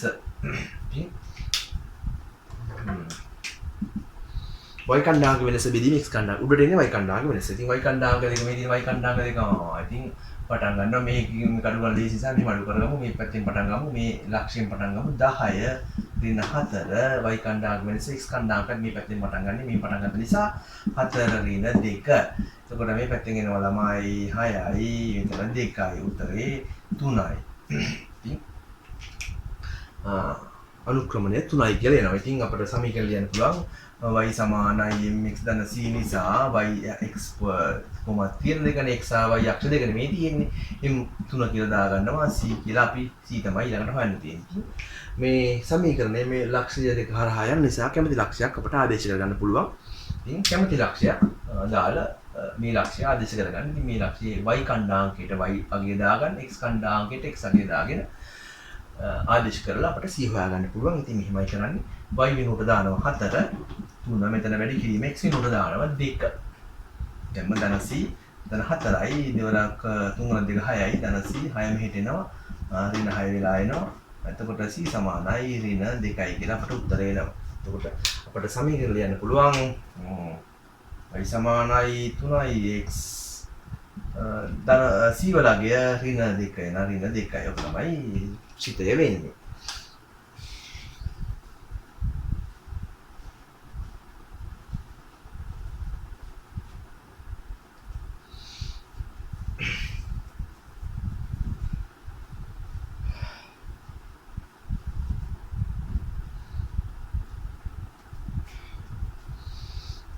ඉතින් මෙන්න මේ සූත්‍රයෙන් m හොයාගන්න. m හොයලා මෙතන m දාගන්න. m දාගෙන x y x m මෙතන දාගෙන කැමති ලක්ෂයක් ආදේශ කරලා අපිට c හොයාගන්න පුළුවන්. m හා c දන්නවා නම් අපිට සමීකරණ ලියන්න පුළුවන්. හරි අපි තව උදාහරණයක් බලමු. මේ දෙවෙනි උදාහරණය බලන්න. තව උදාහරණයක් y කණ්ඩාංග වෙනස බෙදීම x කණ්ඩාංග වෙනස y කණ්ඩාංග වෙනස අපි ගමු මෙතන y කණ්ඩාංග වෙනස මෙතනින් පටන් ගමු. 5 ඍණ 3 කියලා ලිවීම අනිවාර්යයි. වෙනස ගත්තම අඩු කිරීම අදාළ පදේ ඍණ 3. මේ පැත්තෙන් පටන් ගන්න නිසා y x වල මේ පැත්තෙන් පටන් ගන්න 3 ඍණ 1. මෙතන එනවා සුළු කරාම 5 ඍණයි ගුණ වෙනවා ධන 3 වෙනවා මෙතන 2යි 8 2 බෙදීම 4යි කියලා එනවා. ඉතින් මෙන්න මෙතන මම පටලැතුව දාගන්න අර ඍණ සංඛ්‍යාවක් ආවම අගට ඍණයි නේ ධන වෙනවා. ඉතින් අනිවාර්යෙන් මේවා දාගෙන සුළු කරගන්න ඕනේ. ඊට පස්සේ කලින් වගේම සමීකරණ ලියලා ලක්ෂ්‍යයක් ආදේශ කරලා c හොයාගෙන සමීකරණ ලියන්න පුළුවන්. අපි යමු වක්‍ර ප්‍රස්ථාර වලට. ඉතින් ඔන්න මම උදාහරණ කිහිපයක් දීලා තිනවා වක්‍ර පස්තාර වලට දාලා. ඉතින් මේ ඕනම උදාහරණයකට පස්තාර ලැබෙන්න පුළුවන් වෙනවනේ. ඉතින් බගුවක් දෙනවා විභාගින නේද? බගුවක් දෙනවා ස්තැන් කිහිපයක් තමයි පුරවන්න තියෙන්නේ. ගොඩාක් පුරවලා තියෙන්නේ. නේ අදාළ අගයන් දීලා තියෙන්නේ. ඉතින් ස්තැන් දෙකක් තුනක් පරිම එකක් දෙකක් තුනක් වගේ තමයි ස්තැන් තියෙන්නේ. ඉතින් පුරව ගන්න. ඉතින් මෙන්න මේ පස්තාරේ ඕගොල්ලන්ට අඳින්න පුළුවන් නේද? ඉතින් අදලා අහන ප්‍රශ්න වලට තමයි වැඩිපුර ලකුණු හම්බෙන්නේ නේද? අදාළ පස්තාරේට හම්බෙන්නේ ලකුණු 3යි. ඉතුරු 7ම හම්බෙන්නේ අමතර වහන ප්‍රශ්න වලට. ඉතින් ඒ ප්‍රශ්නත් කරන්න ඕනේ ලකුණු 10 ගන්න නම් නේද? ඉතින් පස්තාරේ ලකුණු 3 හම්බෙන්නේ මෙහෙමයි. අක්ෂ දෙක නම් කරනකොට නිවැරදිව ලකුණයි. ලක්ෂ 7ක් තියෙනවනේ. ඩොට් 7ක් ලකුණු කරනකොට නිවැරදිව ලකුණයි. සුමට වක්‍රයට ලකුණයි. ඒක ලකුණු 3යි හම්බෙන්නේ. ඉතින් ප්‍රස්ථාරේ අඳිනකොට හම්බෙන්නේ ලකුණු 3යි. ඉතින් ඕක පැය භාගයක් විනාඩි 45ක් විතර නම් අඳින්න එපා ප්‍රස්ථාරේ. කොච්චර වෙලාව ගත්තත් ලකුණු 3යි හම්බෙන්නේ. ඒක විනාඩි 2කින් 3කින් වැඩි ඉවර කරන්න ඕනේ ප්‍රස්ථාරේ අඳින එක පුරුදු වෙලා ඉන්න ඕනේ. අතහුරු වෙලා තියෙන්න ඕනේ සුමට වක්‍රය ඇඳ ගන්න. ඉතින් ඊට පස්සේ වැදගත්ම දේ තමයි අන්න ප්‍රශ්න වලට උත්තර ලියලා ඉතුරු ලකුණු 7 ගන්න එක. අපි යම් කොහොමද මේ ඉතුරු ලකුණු 7 ගන්න කියලා ප්‍රස්ථාරය දෙන්න පුළුවන් කියලා හිතනව නේද? කඳින කියලා දෙන්න ඕනේ නැහැ නේ. වගුව පුරව ගන්න පුළුවන් නේ. වගුව සමහර ලාවට බැලන්ස් කරලා දෙපැත්ත සම්බර කරලා හොයාගන්න පුළුවන්. අදාළ ස්ථානක් එක ස්ථානක් නම් පුළුවන් හොයාගන්න. නැත්නම් ආදේශ කරලා අදාළ ප්‍රස්ථාරය x වලට අගය ආදේශ කරලා y වල අගය හොයාගන්න පුළුවන්. ඉතින් ආදේශය පුළුවන් ඕනෑම එක x වලට අගය ආදේශ කරලා y වල අගය හොයාගන්න පුළුවන්. අදාළ y වල අගය. අපි යම් කොහොමද ප්‍රශ්න වලට ලකුණු 7 ගන්න කොහොමද කියලා බලමු.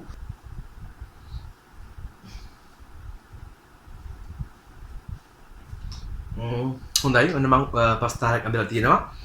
අවම පස්තාරයක් වම් පස්තාරයක් අතින් අදාළ සිටිය අනුව ඒ වගුව පුරවලා ලක්ෂ ලකුණු කරලා පස්තාරය අඳින්න ඕනේ. ඉතින් ඒක මම කියලා දෙන්න යන්නේ නැහැ. ඒක පුළුවන් නේද? හැමෝටම පස්තාරය ගන්න පුළුවන් නේ. ඉතින් මෙන්න මේ අර ප්‍රශ්න වලට උත්තර ලියා ගන්න මේ බැරි. ඉතින් අහන්න පුළුවන් පළවෙනි ප්‍රශ්නේ තමයි අවම ලක්ෂය. අවම ලක්ෂය අගයට අවම අගය. අවම අගය මෙන්න අවම අගය කියන්නේ මෙතන අගය. අවම ලක්ෂයගේ ඍණ 3යි. නම් උත්තරේ ඉන්නේ ඍණ 3යි. අවම අගය වම උත්තරේ ඍණ 3 කියලා අපිට උත්තරේ අවම අගය. ඉතින් අවම අගය හරිම ලේසි. y වල අගය අහන්නේ. ඊපස්සේ යනවා අවම ලක්ෂයේ ඛණ්ඩාංගය. මේ ලක්ෂයට කියනවා අවම ලක්ෂය, හැරවුම් ලක්ෂය, වර්තන ලක්ෂය කියලා එක නම් කියනවා.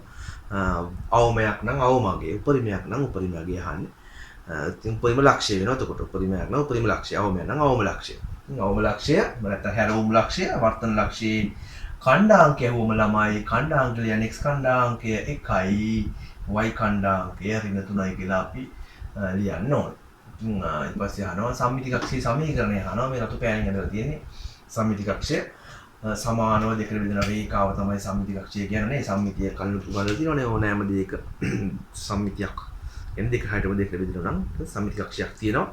ඉතින් සම්මිති කක්ෂය කියන්නේ මේ රේඛාව. මේ රේඛාව ලියන්නේ කොහොමද? x කපාගෙන යනවා නම් x සමානයි කියලා එන්නේ x සමානයි 1. මේ y අක්ෂය කපාගෙන යනවා නම් y 3 කපාගෙන y සමානයි 3. y සමානයි ඍණ 3. මෙතන ඍණ 3 හරනවා y සමානයි ඍණ 3. ඍණ 2 හරනවා y සමානයි ඍණ 2. x කපාගෙන x සමානයි 1. x වල 2 කපන් යනවා නම් x සමානයි 2. x සමානයි 3 කියලා අපිට රේඛා ලියන්න පුළුවන්. ඉතින් x අක්ෂය කපනවා නම් x සමානයිද y අක්ෂය කපාගෙන y සමානයිද කියලා අපි අගය ලියනවා. ඉතින් මතක තියාගන්න මේ රේඛා ලියන විදිය. ඉතින් මේ x අක්ෂය කපාගෙන යන්නේ එහෙනම් y අක්ෂය සමාන්තරව x සමාන 1යි සම්මිති කක්ෂයේ සමීකරණය. තව අහන්න පුළුවන් ඊට පස්සේ මූල සිතය බිඳුවට සමාන කරලා අදාළ සිතය මොකක් හරි සිතයක් අදාළ දෙන සිතය සමානයි බිඳුව කියලා දීලා අදාළ දෙන සිතය බිඳුවට සමාන කරලා මූල අහනවා. ඉතින් මුකුත්ම හිතන්න ඕනේ නැහැ. මූල අහපු ගමන් මූල කියන්නේ මේ විසඳුම් කියන අදහස. ඉතින් විසඳුම් හොයන්න ඕනේ විසඳලා නෙවෙයි සමීකරණයක් එන්නේ. බිඳුවට සමාන කරාම සමීකරණයක් හැදෙනවා. ඉතින් උදාහරණයක් ගමු මෙහෙම. x වර්ගයේ ඍණ 2 ධන 3 සමානයි බිඳුව රේඛාව ඔන්න බිඳුවට අදාළ සමීකරණයේ මූල අහනවා. ඒ කියන්නේ දැන් මේ අපි මුදුන සමීකරණය මේක කියලා. මේ මම දැන් ගත්ත උදාහරණයක්. එහෙම වුණාම ඉතින් දෙන සිතේ මෙතන y තියෙන්නේ. කොහොමද තියෙන්නේ y සමානයි. ඔකට සිතේ දෙන්නේ ඉතින් y බිඳුව කරනවා. y බිඳුව කරනවා කියන්නේ y අක්ෂය මෙන්න මෙහෙම ගිහිල්ලා y බිඳුව කියන්නේ මෙතනනේ. y බිඳුව කියන්නේ x අක්ෂයේ රේඛාවට. එතනදී කැපෙන අගයන් දෙක අහන්න. ඉතින් මූල අහපු ගමන් අනේ කැපෙන තැන් දෙක x කැපෙන තැන් දෙක ලියන්න හරිම ලේසි.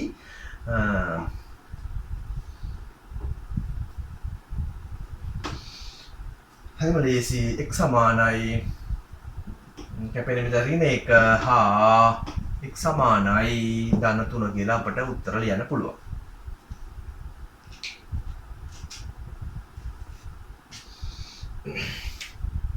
ඉතින් ළමයි මූල අහපු ගමන් x අක්ෂය කැපෙන තැන් දෙක ලියන්න හරිම ලේසි. මූල අහපු ගමන් වෙන කිසි දෙයක් හිතන්න ඕනේ නැහැ. මූල අහුවොත් මෙන්න මේ කැපෙන තැන් දෙක යගේ යන සමහර වෙලාවට දශම ස්ථාන ඉන්න පුළුවන්.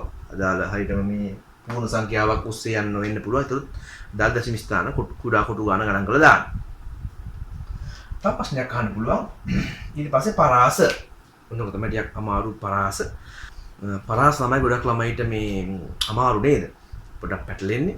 බලමු පරාස කොහොමද ඉගෙන ගන්න කියලා. හරිම ලේසි මේක. හොඳට අවධානයෙන් අහන් ඉන්න. පරාස කියන්නේ මෙන්න මෙහිමයි. සිතය මෙතනින් පටන් අරන් වම් පැත්තෙන් පටන් අරන් දකුණු පැත්තට යන ගමන් කරන එක අපි ගන්න. හරිද? එක්සල නාගයන් මුලින් පටන් ගන්න නේද? එක්සල වම් පැත්තෙන් පටන් අරන් දකුණු පැත්තට ගමන් කරන. කියන්නේ මේක මෙතන සිට මෙන්න මේ x අක්ෂයෙන් ඉහළ කොටස ධන කොටස් විදිහට හඳුන්වනවා. සිතේ ධන. x අක්ෂයෙන් පහළ ඍණ. y වලගේ ඍණ ගන්න මේ ඕනෑම තැනකගේ යාකල වැළුම ඍණ නේ. මේ සිතේ ඍණවන කොටස. මේ සිතේ ධනවන කොටස. ඉතින් සිතේ ධනවන කොටස් දෙකක් තියෙනවා. ඍණවන කොටස එකයි තියෙන්නේ මේ කෙලින්ම ඒක සම්පතිකව එකක් තියෙනවා නේද? ඉතින් ඊට පස්සේ තව අඩු වෙන වැඩි වෙන කතන්දරයක් අහනවා. ඒ කියන්නේ මේ කොටස තේරුම් ගන්න මේක සිතේ ධනව අඩු වෙනවා. මෙතන ඉඳන් y වලගේ මෙතන ඉඳන් එන්න බිඳුව දක්වාම අඩු වෙනවා නේ. සිතේ ධනව අඩු වෙනවා. මේ ටික මෙතන ඉඳන් මෙතෙන්ට මේ සම්මිති කක්ෂ දක්වා තියෙන මෙතන ඍණව අඩු වෙනවා. වෙන කොටස ඍණ x අක්ෂයෙන් පහළ ඍණව අඩු වෙනවා. මෙතන ඍණව වැඩි වෙනවා. ඍණව අඩු වෙලා ඍණව වැඩි වෙනවා. ඍණ කොටස තමයි හැබැයි ඍණව අඩු වෙනවා වැඩි වෙනවා. මෙතන ඉඳන් ආයි ධන කොටස ධනව වැඩි වෙනවා. ඉතින් ඔන්න ඔය ටික තමයි තියෙන්නේ. කොටස් හතරකට බෙදෙනවා නේද? සිතය ධනව අඩු වෙනවා. සිතය ඍණව අඩු වෙනවා. සිතය ඍණව වැඩි වෙනවා. සිතය ධනව වැඩි වෙනවා. ඉතින් ඔන්න ඔය පරාස දෙක අහන්න. ඉතින් පරාස හතර අපි මුලින්ම බලමු. පළවෙනි පරාසය බලමු. සිතය ධනව අඩු වන පරාසය. කියන්නේ මෙන්න මේ කොළ පාට රේඛාවෙන් මෙහා තමයි මේ කොටස පිහිටන්නේ. මම මේ කොළ පාට දෙකයි රතු පාට රේඛාවෙන් මේ ප්‍රදේශ වෙන් කරගන්න.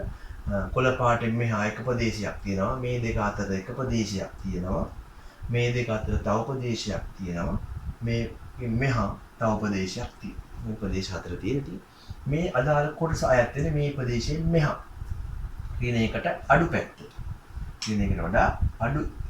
ඉතින් එහෙනම් එන්නේ x කුඩායි ඍණ 1. එහෙනම් සිතය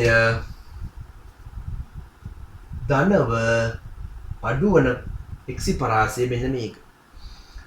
ඕනෑම ලක්ෂයක් මේ අදාළ කොටසට දාලා ඕනෑම ලක්ෂයක් අරන් x යගේ බලන ඍණ එකට වඩා අඩු වගයක් නේද ගන්න. ඍණ එකට වඩා අඩු වගයක් ගන්න. ඕනෑම අගයක් අරන් බලන ඍණ එකට වඩා අඩු වගයක් එන්නේ මේ. ඕනෑම තනක් යාකල බලන පල්ලෙහාට ඕනෑම තනක් යාකල බලන ඍණ එකට වඩා අඩු වගයක් එන්නේ. ඍණ එකට වඩා අඩුයි. x පරාසය x පිහිටන ඍණ එකට වඩා අඩු වගයක්. වල තමයි x පවතින්නේ. ඊට පස්සේ අහන්න පුළුවන් අපිට සිතය ඍණව අඩු වන නම් මෙතන ඉඳන් මෙන්න මේ කොටස. එතකොට ප්‍රදේශ වැටවල් දෙකක් මැද්ද කියන අදහස නේද? වැට මායිම් දෙකක් මැද්දේ නම් අපිට x මැද්දට දාන්න වෙන දාලා ඊතලේ මේ පැත්තටම දාන්න අනිවාර්යෙන් කට අරින්න දකුණු පැත්තට මේ සීමා දෙකේ අගයන් දෙක දාගන්න. ඍණ එකට වඩා වැඩි ධන එකට වඩා අඩු. ඕනෑම තරක් අරන් බලන්න යා කරලා මේ දෙක අතර තමයි අගයන් පිහිටන්නේ නේද? තමයි මේ දාලා තියෙන්නේ. x පිහිටන්නේ x පරාසය මේ දෙක අතර පිහිටනවා. මෙන්න මේ ඍණව අඩු වන කොටසට දාලා x පරාසය මේ. තව එක ඊළඟ එක සිතය ඍණව වැඩි වන x පරාසය. වැඩි වෙනකොට මෙන්න මේ කොටස. ඒ කොටස යන්නේ මෙන්න මේ ප්‍රදේශයට. ඉතින් අදාළ රේඛා දෙක ලකුණු කරගත්තා නම් Tamanට කඩේෙන් පැන්සලෙන් හරිම ලේසියෙන් උත්තර දෙන්න පුළුවන්. ඒකත් වැටවල් දෙකක් අතර මැද ඉන්නේ. එතකොට x දැම්ම මැද්දට දැම්ම කට ඇරියම් මේ පැත්තට. අදාළ පටන් ගන්න එකෙන් ඉවර වෙන්නේ 3. කහ 3 අතර තමයි x යගෙන් ගන්න ඕනෑම තැනක් අදාළ කොටසට දාලා ඕනෑම තැනක් අරන් බලන්න මේ දෙක අතර අගයන් තමයි පිහිටන්නේ. කට වඩා වැඩි නමුත් 3ට වඩා අඩුයි. ඕනෑම අගයක් අරන් බලන්න මේ දෙක අතර x යගේ පිහිටන්නේ මෙන්න මේ දෙක අතර x පරාසය කියන්නේ x පිහිටන හැටි.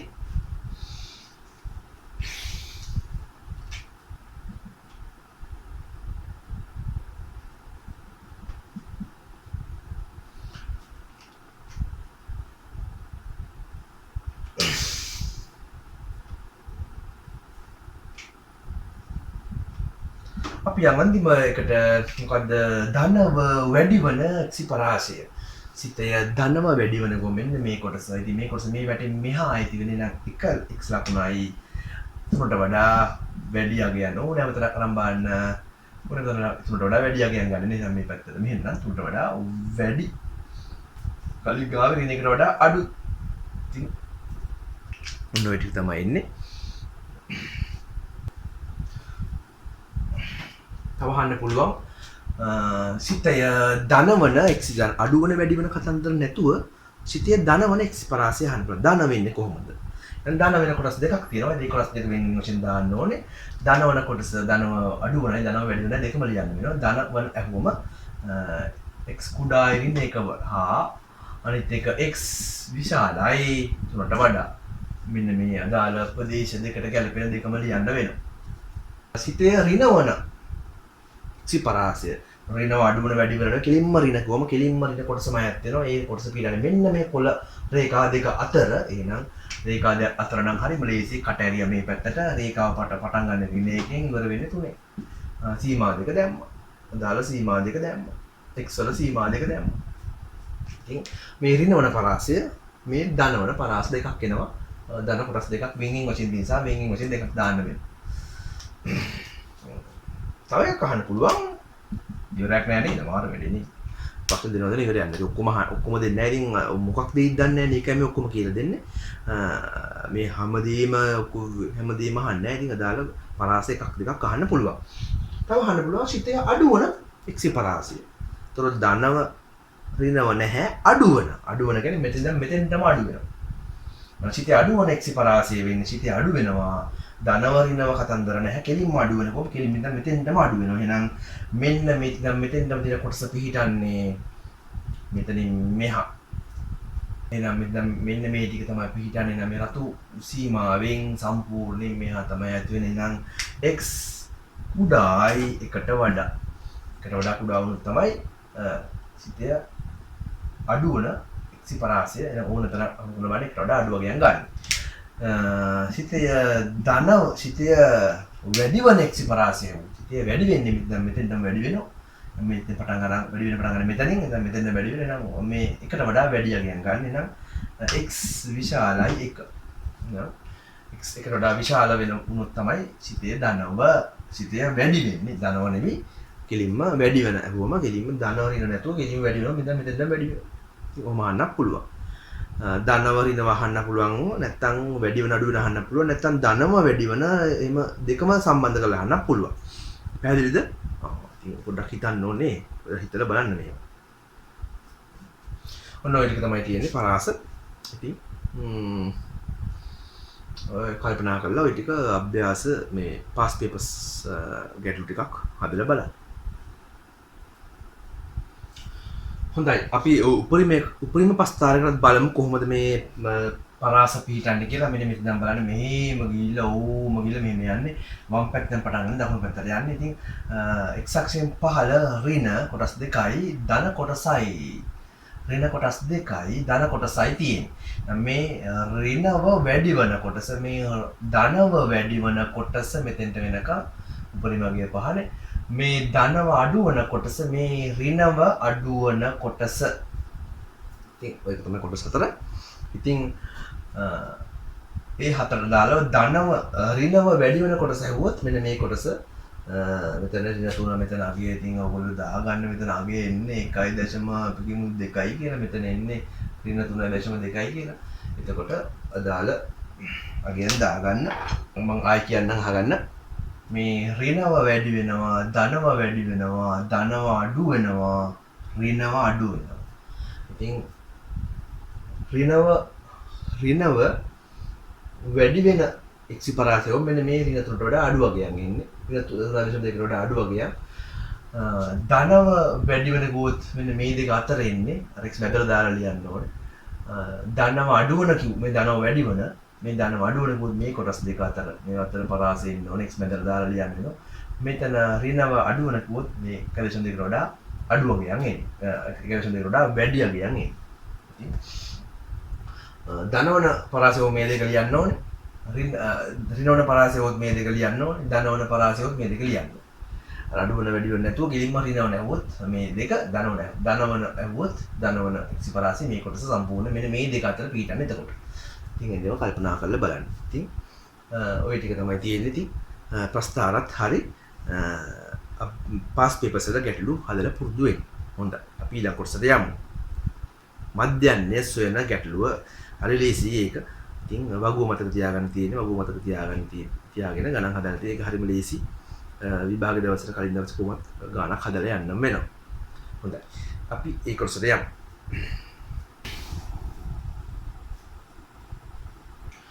හොඳයි. ඊළඟට තව අනිවාර්ය ගැටලුවක් තමයි මධ්‍යන්නේ සොයන ගැටලුව. ඉතින් හරිම ලේසි ගැටලුවක් මේක. අනිවාර්යයෙන්ම විභාගයට එන ගැටලුවක්. ඉතින් මේකට අනිවාර්යයෙන්ම කලින් දවසේ රැ ගානක් හදලා යන්න ඕනේ. මේ මධ්‍යන්නේ ගැටලුව සොයන ක්‍රම දෙකක් තියෙනවා. එකක් තමයි උපකල්පිත මධ්‍යන්නේ ඇසුරෙන් ගැටලුව හදන එක. එතකොට තීරු 5ක වගුවක් අවශ්‍ය වෙනවා. අපගමනය කියන තීරුවක් වැඩිපුර අවශ්‍ය වෙනවා. ඉතින් මේ දෙවෙනි ක්‍රමය තමයි සාමාන්‍ය මේ තීරු 4ක වගුවෙන් හදන එක. ඉතින් තීරු 5ක වගුවෙන් හදන්න පුළුවන් උපකල්පිත මධ්‍යන්නේ ඇසුරෙන්. එහෙම නැත්නම් මේ තීරු 4ක වගුවෙන්. ඉතින් විභාගයට කියනවා උපකල්පිත මධ්‍යන්නයෙන් හෝ අන් ක්‍රමයකින් කියලා. ඉතින් අන් ක්‍රමය තමයි මේ උපකල්පිත මධ්‍යන්නයෙන් හැදුවොත් වඩා ටික සංකීර්ණ වෙන ගැටලුව අපගමන තීරුවක් හොයලා ධන ඍණ සංඛ්‍යා ඇවිල්ලා සුළු කිරීමක් කරන්න තියෙනවා. ඉතින් ඊට වඩා ලේසි මෙන්න මේ අන් ක්‍රමය තමයි ලේසිම ක්‍රමය. සරලම ක්‍රමය. ඉතින් සෑම විට මෙන්න මේ ක්‍රමයෙන් හදන්න උත්සාහ කරන්න. එතකොට පැටලෙන්නේ නැහැ. මෙන්න මේ ක්‍රමයේ පන්ති ප්‍රාන්තර කියන්නේ මේකේ ලකුණු හෝ බර හෝ අදාළ අගය දෙනවා. අදාළ මාතෘකාව දෙනවා. පන්ති ප්‍රාන්තර වලින් දෙනවා ඒක අදාළ ලකුණු කියලා දාගන්න. බර නම්බර කියලා දාගන්න. ඉතින් 0.10ත් අතර දෙනකොට 10 20ත් අතර දෙනකොට 20 30ත් අතරම දීලා තියෙනවා. ඉතින් මධ්‍යගය දාගන්න පුළුවන් උකට මේ දෙක එකතු කරලා දෙකෙන් බෙදලා දාගන්න තියෙන්නේ. හරිම ලේසි. මධ්‍යගය 5යි මේ දෙක එකතු කරාම 30යි 30 දෙකෙන් බෙදුවා 15යි. මේක එකතු කරාම 50යි 50 දෙක 25යි. ඉතින් ඔහොම එනවා. සංඛ්‍යාතිය වගුවේ කලින් දිග වගුව දෙනවා. ඔකට වගුවක් දෙනවනේ ගැටලුවේ. ඒ වගුවෙන් ගන්න පුළුවන්. විදිහට මේක 3යි මේක 5යි මේක 7යි කියලා. මම සම්පූර්ණ ගැටලුවක් හදන්න බලාපොරොත්තු වෙන්නේ නැහැ. මම මේ පොඩ්ඩක් මතක් කිරීමක් කරන්න ඉතින් මධ්‍යගයයි සංඛ්‍යාතයයි වැඩි කරලා අපි දාගන්න ඕනි ළඟට 15යි. පස්සේ 15 5න් වැඩි කරන්න 75යි. 25ව 7ක් බලන්න 4ක් 25යි 3ක් ඉතුරුයි. 4ක් 2 14යි 175යි කියලා. ඉතින් ඔය ආකාරයට fx තීරුව හොයාගෙන fx තීරුව එකතුව මෙතෙන්ට ගන්න. f සංඛ්‍යාතයේ තීරුව එකතුව මෙතෙන්ට ගන්න. ඉතින් fx තීරුවෙන් f බෙදලා තමයි මධ්‍යනේ හොයන්නේ. ඉතින් හරිම ලේසි. මෙතන පන්ති ප්‍රාන්තර 0.10ත් අතර දුන්නම මධ්‍යගය හරියට නිවැරදිව ගන්න. 0.5ත් අතර දුන්නම 0.5ත් අතර දුන්නම එතකොට 0.5 එකතු කරාම 5යි 5 දෙකට බෙදුවම 2.5 කියලා අගයන් එනවා. ඊට පස්සේ දශම අගයන් එන්න පුළුවන් මෙතෙන්ට. බය වෙන්න එපා. දශම අගයන් ආවට ඉතින් 0.5 5 10 ආවම 5යි 10යි කියන්නේ වෙන එකතුව 15 15 දෙකෙන් බෙදුවම 4.5 කියලා මෙතෙන්ට එනවා. ඉතින් ඒ දශම වැඩි කරලා දශම අගයන් දාගන්න. දශම අගයන් එකතු කරගන්න. මෙතෙන්ටත් එකතු කරගෙන බෙදා ගන්න පුළුවන් නේ දශම බෙදීම. විශේෂ කාරණාවක් තියෙනවා මතක තියාගන්න. එකක් හරි වැරදුනොත් ඒතකොට මෙතන වරදිනවා. එතන වැරදුනාම පිළිතුර වරදිනව නේද? එකක් හරි වැරදුනොත් සම්පූර්ණ ලකුණු ගාන ලබා ගන්න බැරි වෙනවා. ගොඩාක් ලකුණු අහිමි වෙනවා. ඒක නිසා හරි පරිස්සමට මේ ගාන හදන්න ඕනේ. හරියට හැදුවොත් ලකුණු 10ම ගන්න පුළුවන්. හොඳයි. මධ්‍යන වෙන සූත්‍රය මෙන්න මේක. සිග්මා fx බෙදීම සිග්මා f කියන එක. ඉතින් fx තීරුව වෙනාගේ උඩට දාගන්න. සිග්මා මෙතන අගේ මෙතන දාගන්න. මෙතන මේ සිග්මා f කියන්නේ සංඛ්‍යාත එකතු මෙතන දාගන්න. ඒ දෙක බෙදලා අපිට උත්තරය ලබා ගන්න පුළුවන්. ඉතින් හරිම ලේසියෙන්ම අපි එහෙනම් මධ්‍යන ගැටලුව හරි. අපි අන්තිම ගාන සාකච්ඡා කරමු. මොකද්ද නිර්මාණ ගැටලුව? හොඳයි. අපි නිර්මාණ ගැටලුව බලමු කොහොමද නිර්මාණ ගැටලුව අපි ලේසියෙන්ම ලකුණු 10 ගන්නේ කොහොමද කියලා. ඉතින් මේ නිර්මාණ ගැටලුව කිරීමේදී මෙන්න මේ කරුණු කාරණා හොඳට මතක තබා ගන්න ඕනේ. හොඳ තුඩහිනි පැන්සලක් තියෙන්න ඕනේ. කව කට්ටට වෙනම පැන්සලක් සහ තව වෙන පැන්සලක් තියෙන්න ඕනේ මේ රූපසටහන අඳින්න. කව කට්ටෙන් අඳින පැන්සල වෙනම කව කට්ට සෙට් කරලා තියෙන්න ඕනේ. ඒක වෙනම තියෙන්න ඕනේ. කව කට්ටට වඩා පැන්සලේ දිග අඩු වෙන්න ඕනේ. කව කට්ටට වඩා පැන්සලේ දිග ලොකු වුණොත් එහෙම අපිට චාප අඳින්න අමාරු වෙනවා. වෘත්ත අඳින්න අමාරු වෙනවා. ඒක නිසා පැන්සල් දෙකක් අවශ්‍ය වෙනවා. කව කට්ටේ තියෙන පැන්සල සහ තව පැන්සලක් අවශ්‍ය වෙනවා. ඉතින් දෙකම හොඳට උල්ව තියෙන්න ඕනේ. හොඳට උල් කරන් අරන් යන්න. විභාගයේ ශාලාවට ගිහිල්ලා උල් කරන්න ඇති වෙන්න එපා. ඉතින් ඒව පෙර සූදානම වැදගත්. ඉතින් ඒ ටික කරගෙන යන්න. කවකට පෙට්ටිය අරන් යන්න ඕනේ නේද? නිර්මාණ ගැටලු සිදු කරනකොට ඔයගොල්ලෝ පිටුවේ අලුත් පිටුවක් අරගෙන මැද තමයි පිටුවේ මැද තමයි පිටුව ගත්තොත් එහෙම පිටුව ගත්තොත් පිටුවේ මැද තමයි නිර්මාණ පිටුව ගත්තොත් පිටුවේ මැද නිර්මාණ ගැටලුව සිදු ගන්න කොනකින් උඩකින් පටන් ගන්න එපා. ඒකට උඩට යන අවශ්‍යොත් එimhe ඉඩ මදි වෙනව නේද කියන සෑම විටම නිර්මාණ ගැටලුව කොලේ මැද පටන් ගන්න නිර්මාණ ගැටලුව කරන්න. එතකොට වටේටම ඉඩ අවශ්‍යොත් අපිට ලබා ගන්න පුළුවන්. හරි. ඉතින් චාප ඇඳීමේදී ඉතා සුමටව සියුම් අඳින්න ඕනේ. චාප බොහෝ දුරට මකන එක වළක්වා ගන්න හරියටම අඳින්න. චාප දෙකක් එක ළඟ ගොඩක් දුරට අඳින්න. ඈඩ් කරන්න එපා. චාප ගොඩාක් කවකට ඈඩ් කරාම මෙහෙම ප්‍රශ්නයක් වෙනවා. චාප අඳිනකොට චාප පුළුවන් තරම් ළඟින් අඳින්න උත්සාහ කරන්න. ගොඩාක් කවකට ඈඩ් කරලා ඈතින් අඳින්න එපා. එතකොට මෙතන කැපෙන තැන හොයාගන්න අමාරු වෙනවා. නිශ්චිතව හොයාගන්න අපහසුතාවයක් ඇති වෙනවා. චාප කොටස් කව කට්ටේ පුළුවන් තරම් ළඟින් අඳිනකොට අපිට හරියටම නිශ්චිතවම ඡේදන ලක්ෂ්‍ය හොයාගන්න පුළුවන්. ඒ නිසා මේකත් මතක තබා ගන්න.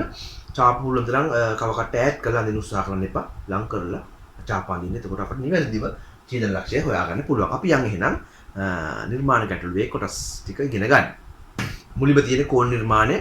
කෝණ නිර්මාණයේදී අපිට තියෙනවා කෝණ තියෙනවා 60 ඉගෙන ගන්න. අංශක 60 අංශක 60න් භාගය 30 අංශක 120 60 ඒවා දෙකක්.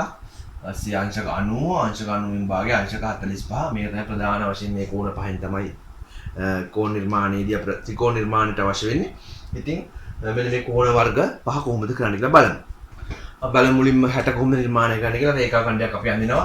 රේඛා ඛණ්ඩය මේ පැත්තෙන් 60 නිර්මාණය කරන්න පුළුවන්. මේ පැත්තෙන් 60 නිර්මාණය කරන්න පුළුවන්. මේ ත්‍රිකෝණයක් නේ අපි නිර්මාණය කරන්න මුලින්ම නිර්මාණ ගැටලුවේ. ඉතින් ත්‍රිකෝණ නිර්මාණය සඳහා අපිට මුලින්ම කෝණ නිර්මාණය කරන්න වෙනවා. ඉතින් මේ පැත්තෙන් 60 වෙන්න පුළුවන්. මේ පැත්තෙන් 60 වෙන්න පුළුවන්. ඉතින් කව කට අරගෙන මෙන්න මෙතන තුල තියලා කව කට තුල මෙන්න මෙහෙම චාපයක් ගහන්න ඕනේ. මෙන්න චාපයක් ගහන්න මේ ආකාරයට. ඊපස්සේ ඒ චාප කටේ තුඩ වෙනස් කරන්නේ නැතුව කව කට මෙතන කව කට තුල තියලා ඒ චාපය මෙහෙම චාපයක් ගන්න තව කපන්න. ඉතින් කපන්න. මේ ඔම ආකාරාම ඉතින් මෙහෙම තිබ්බ ගැහුවා. ඒ දුර වෙනස් නොකර මෙතන තියලා ගැහුව චාපයක් යා කරා. ඉතින් මේ පැත්තට එහෙමයි මෙහෙම තියලා මෙහෙම චාපය ගැහුවා අපි මෙහෙම චාපය ගැහුවා. ඊට පස්සේ එතන තියලා මෙන්න මෙතන කැපෙන තැන කව කට තුල තියලා ඒ චාපය නැවත කපන්න. එතකොට මෙහෙම කැපෙනවා. ඊට පස්සේ අපිට මෙහෙම 60 නිර්මාණය කරගන්න පුළුවන්. ඉතින් පැති දෙකටම රේඛාවක දෙපැත්තටම 60 නිර්මාණය කර ගැනීම දැනගෙන ඉන්න ඕනේ. මොන පැත්තෙන් 60 ඉද දන්නේ නැහැ. ඒක නිසා අපි බලමු ඊළඟට කොහොමද 30 නිර්මාණය කරන්න කියලා. 30 නිර්මාණය කරනකොට අපි මුලින්ම 60 නිර්මාණය කරලා 62කට බෙදන්න තියෙන්නේ. ඉතින් කෝණ සමච්ඡේදකය වැදගත් වෙනවා. කෝණ සමච්ඡේදකය මතක ඇති නේද? කෝණයක් තියෙනවා නම් කෝණයක් අපිට මෙහෙම තියෙනවා නම් කෝණයක්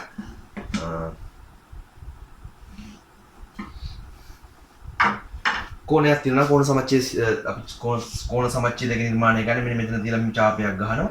ඊපස්සේ මේ කැපෙන තැන් දෙක තියෙනව නේද? එතන තියලා චාපයක් ගහන මේ පැත්තෙන් මෙතන තියලා චාපයක් ගන්න. අර මම කිව්වා වගේ ඈඩ් කරන්න එපා. පුළුවන් තරම් ළඟට චාප ගහන්න. මෙහෙම ළඟට චාප ගෙවුවම මට මෙන්න මේ කැපෙන තැන මේ ව්‍යා කරාම අපිට කෝණ සමච්ඡේදය නිර්මාණය කරගන්න පුළුවන්.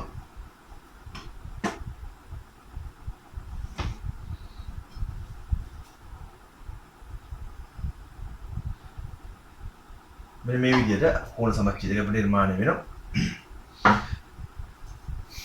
මෙහෙම තියලා චාපයක් ගැහුවා, මෙතන තියලා ගැහුවා, මෙතන තියලා ගැහුවා. ඊට පස්සේ මේ කියන ලක්ෂ්‍ය හරහා කරා. ඉතින් ඔක තමයි කෝණ සමච්ඡේදකේ. ඉතින් කෝණ සමච්ඡේදක අවශ්‍ය වෙනවා 62කට බෙදන්න ඕනේ. අපි 30 නිර්මාණය කරන්නේ. ඉතින් මුලින්ම අපි 60 නිර්මාණය කරගෙන මෙහෙම චාපයක් ගැහුවා, මෙහෙම තියලා චාපයක් ගැහුවා, මෙතන තියලා ඒ චාපය කැපුවා. ඉතින් මේක තමයි 60. ඉතින් 60 අඳින්න අවශ්‍ය නැහැ. ඕනනම් කඩේෙන් අඳින්න පුළුවන්. 60 අවශ්‍ය නැහැ. 60 රේඛාව දෙකට බෙදන්න ඕනේ. ඉතින් මේ ඡාපේ මේ ඇඳල් ඡාපේ හිම තියෙනවා. ඊපස්සේ මෙතන මේ තැන් දෙක තමයි මේ තියෙන්නේ. මේ තැන් දෙක. ඉතින් මෙතන තියලා ඡාපයක් ගන්න, මෙතන තියලා ඡාපේ කපන්න මේක යාකරාම අපට තිය නිර්මාණය කරගන්න පුළුවන්.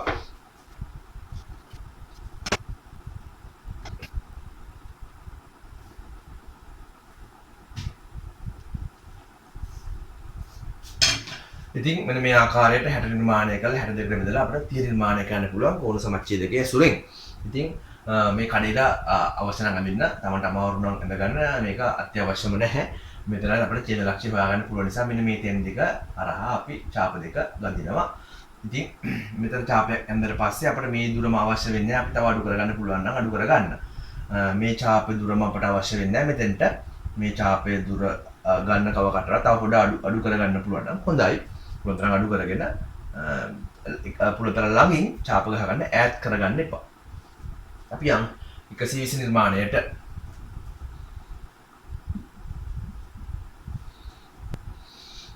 120 කියන්නේ 60 දෙකක්. ඉතින් 60 දෙක නිර්මාණය ගන්න මෙහිමයි.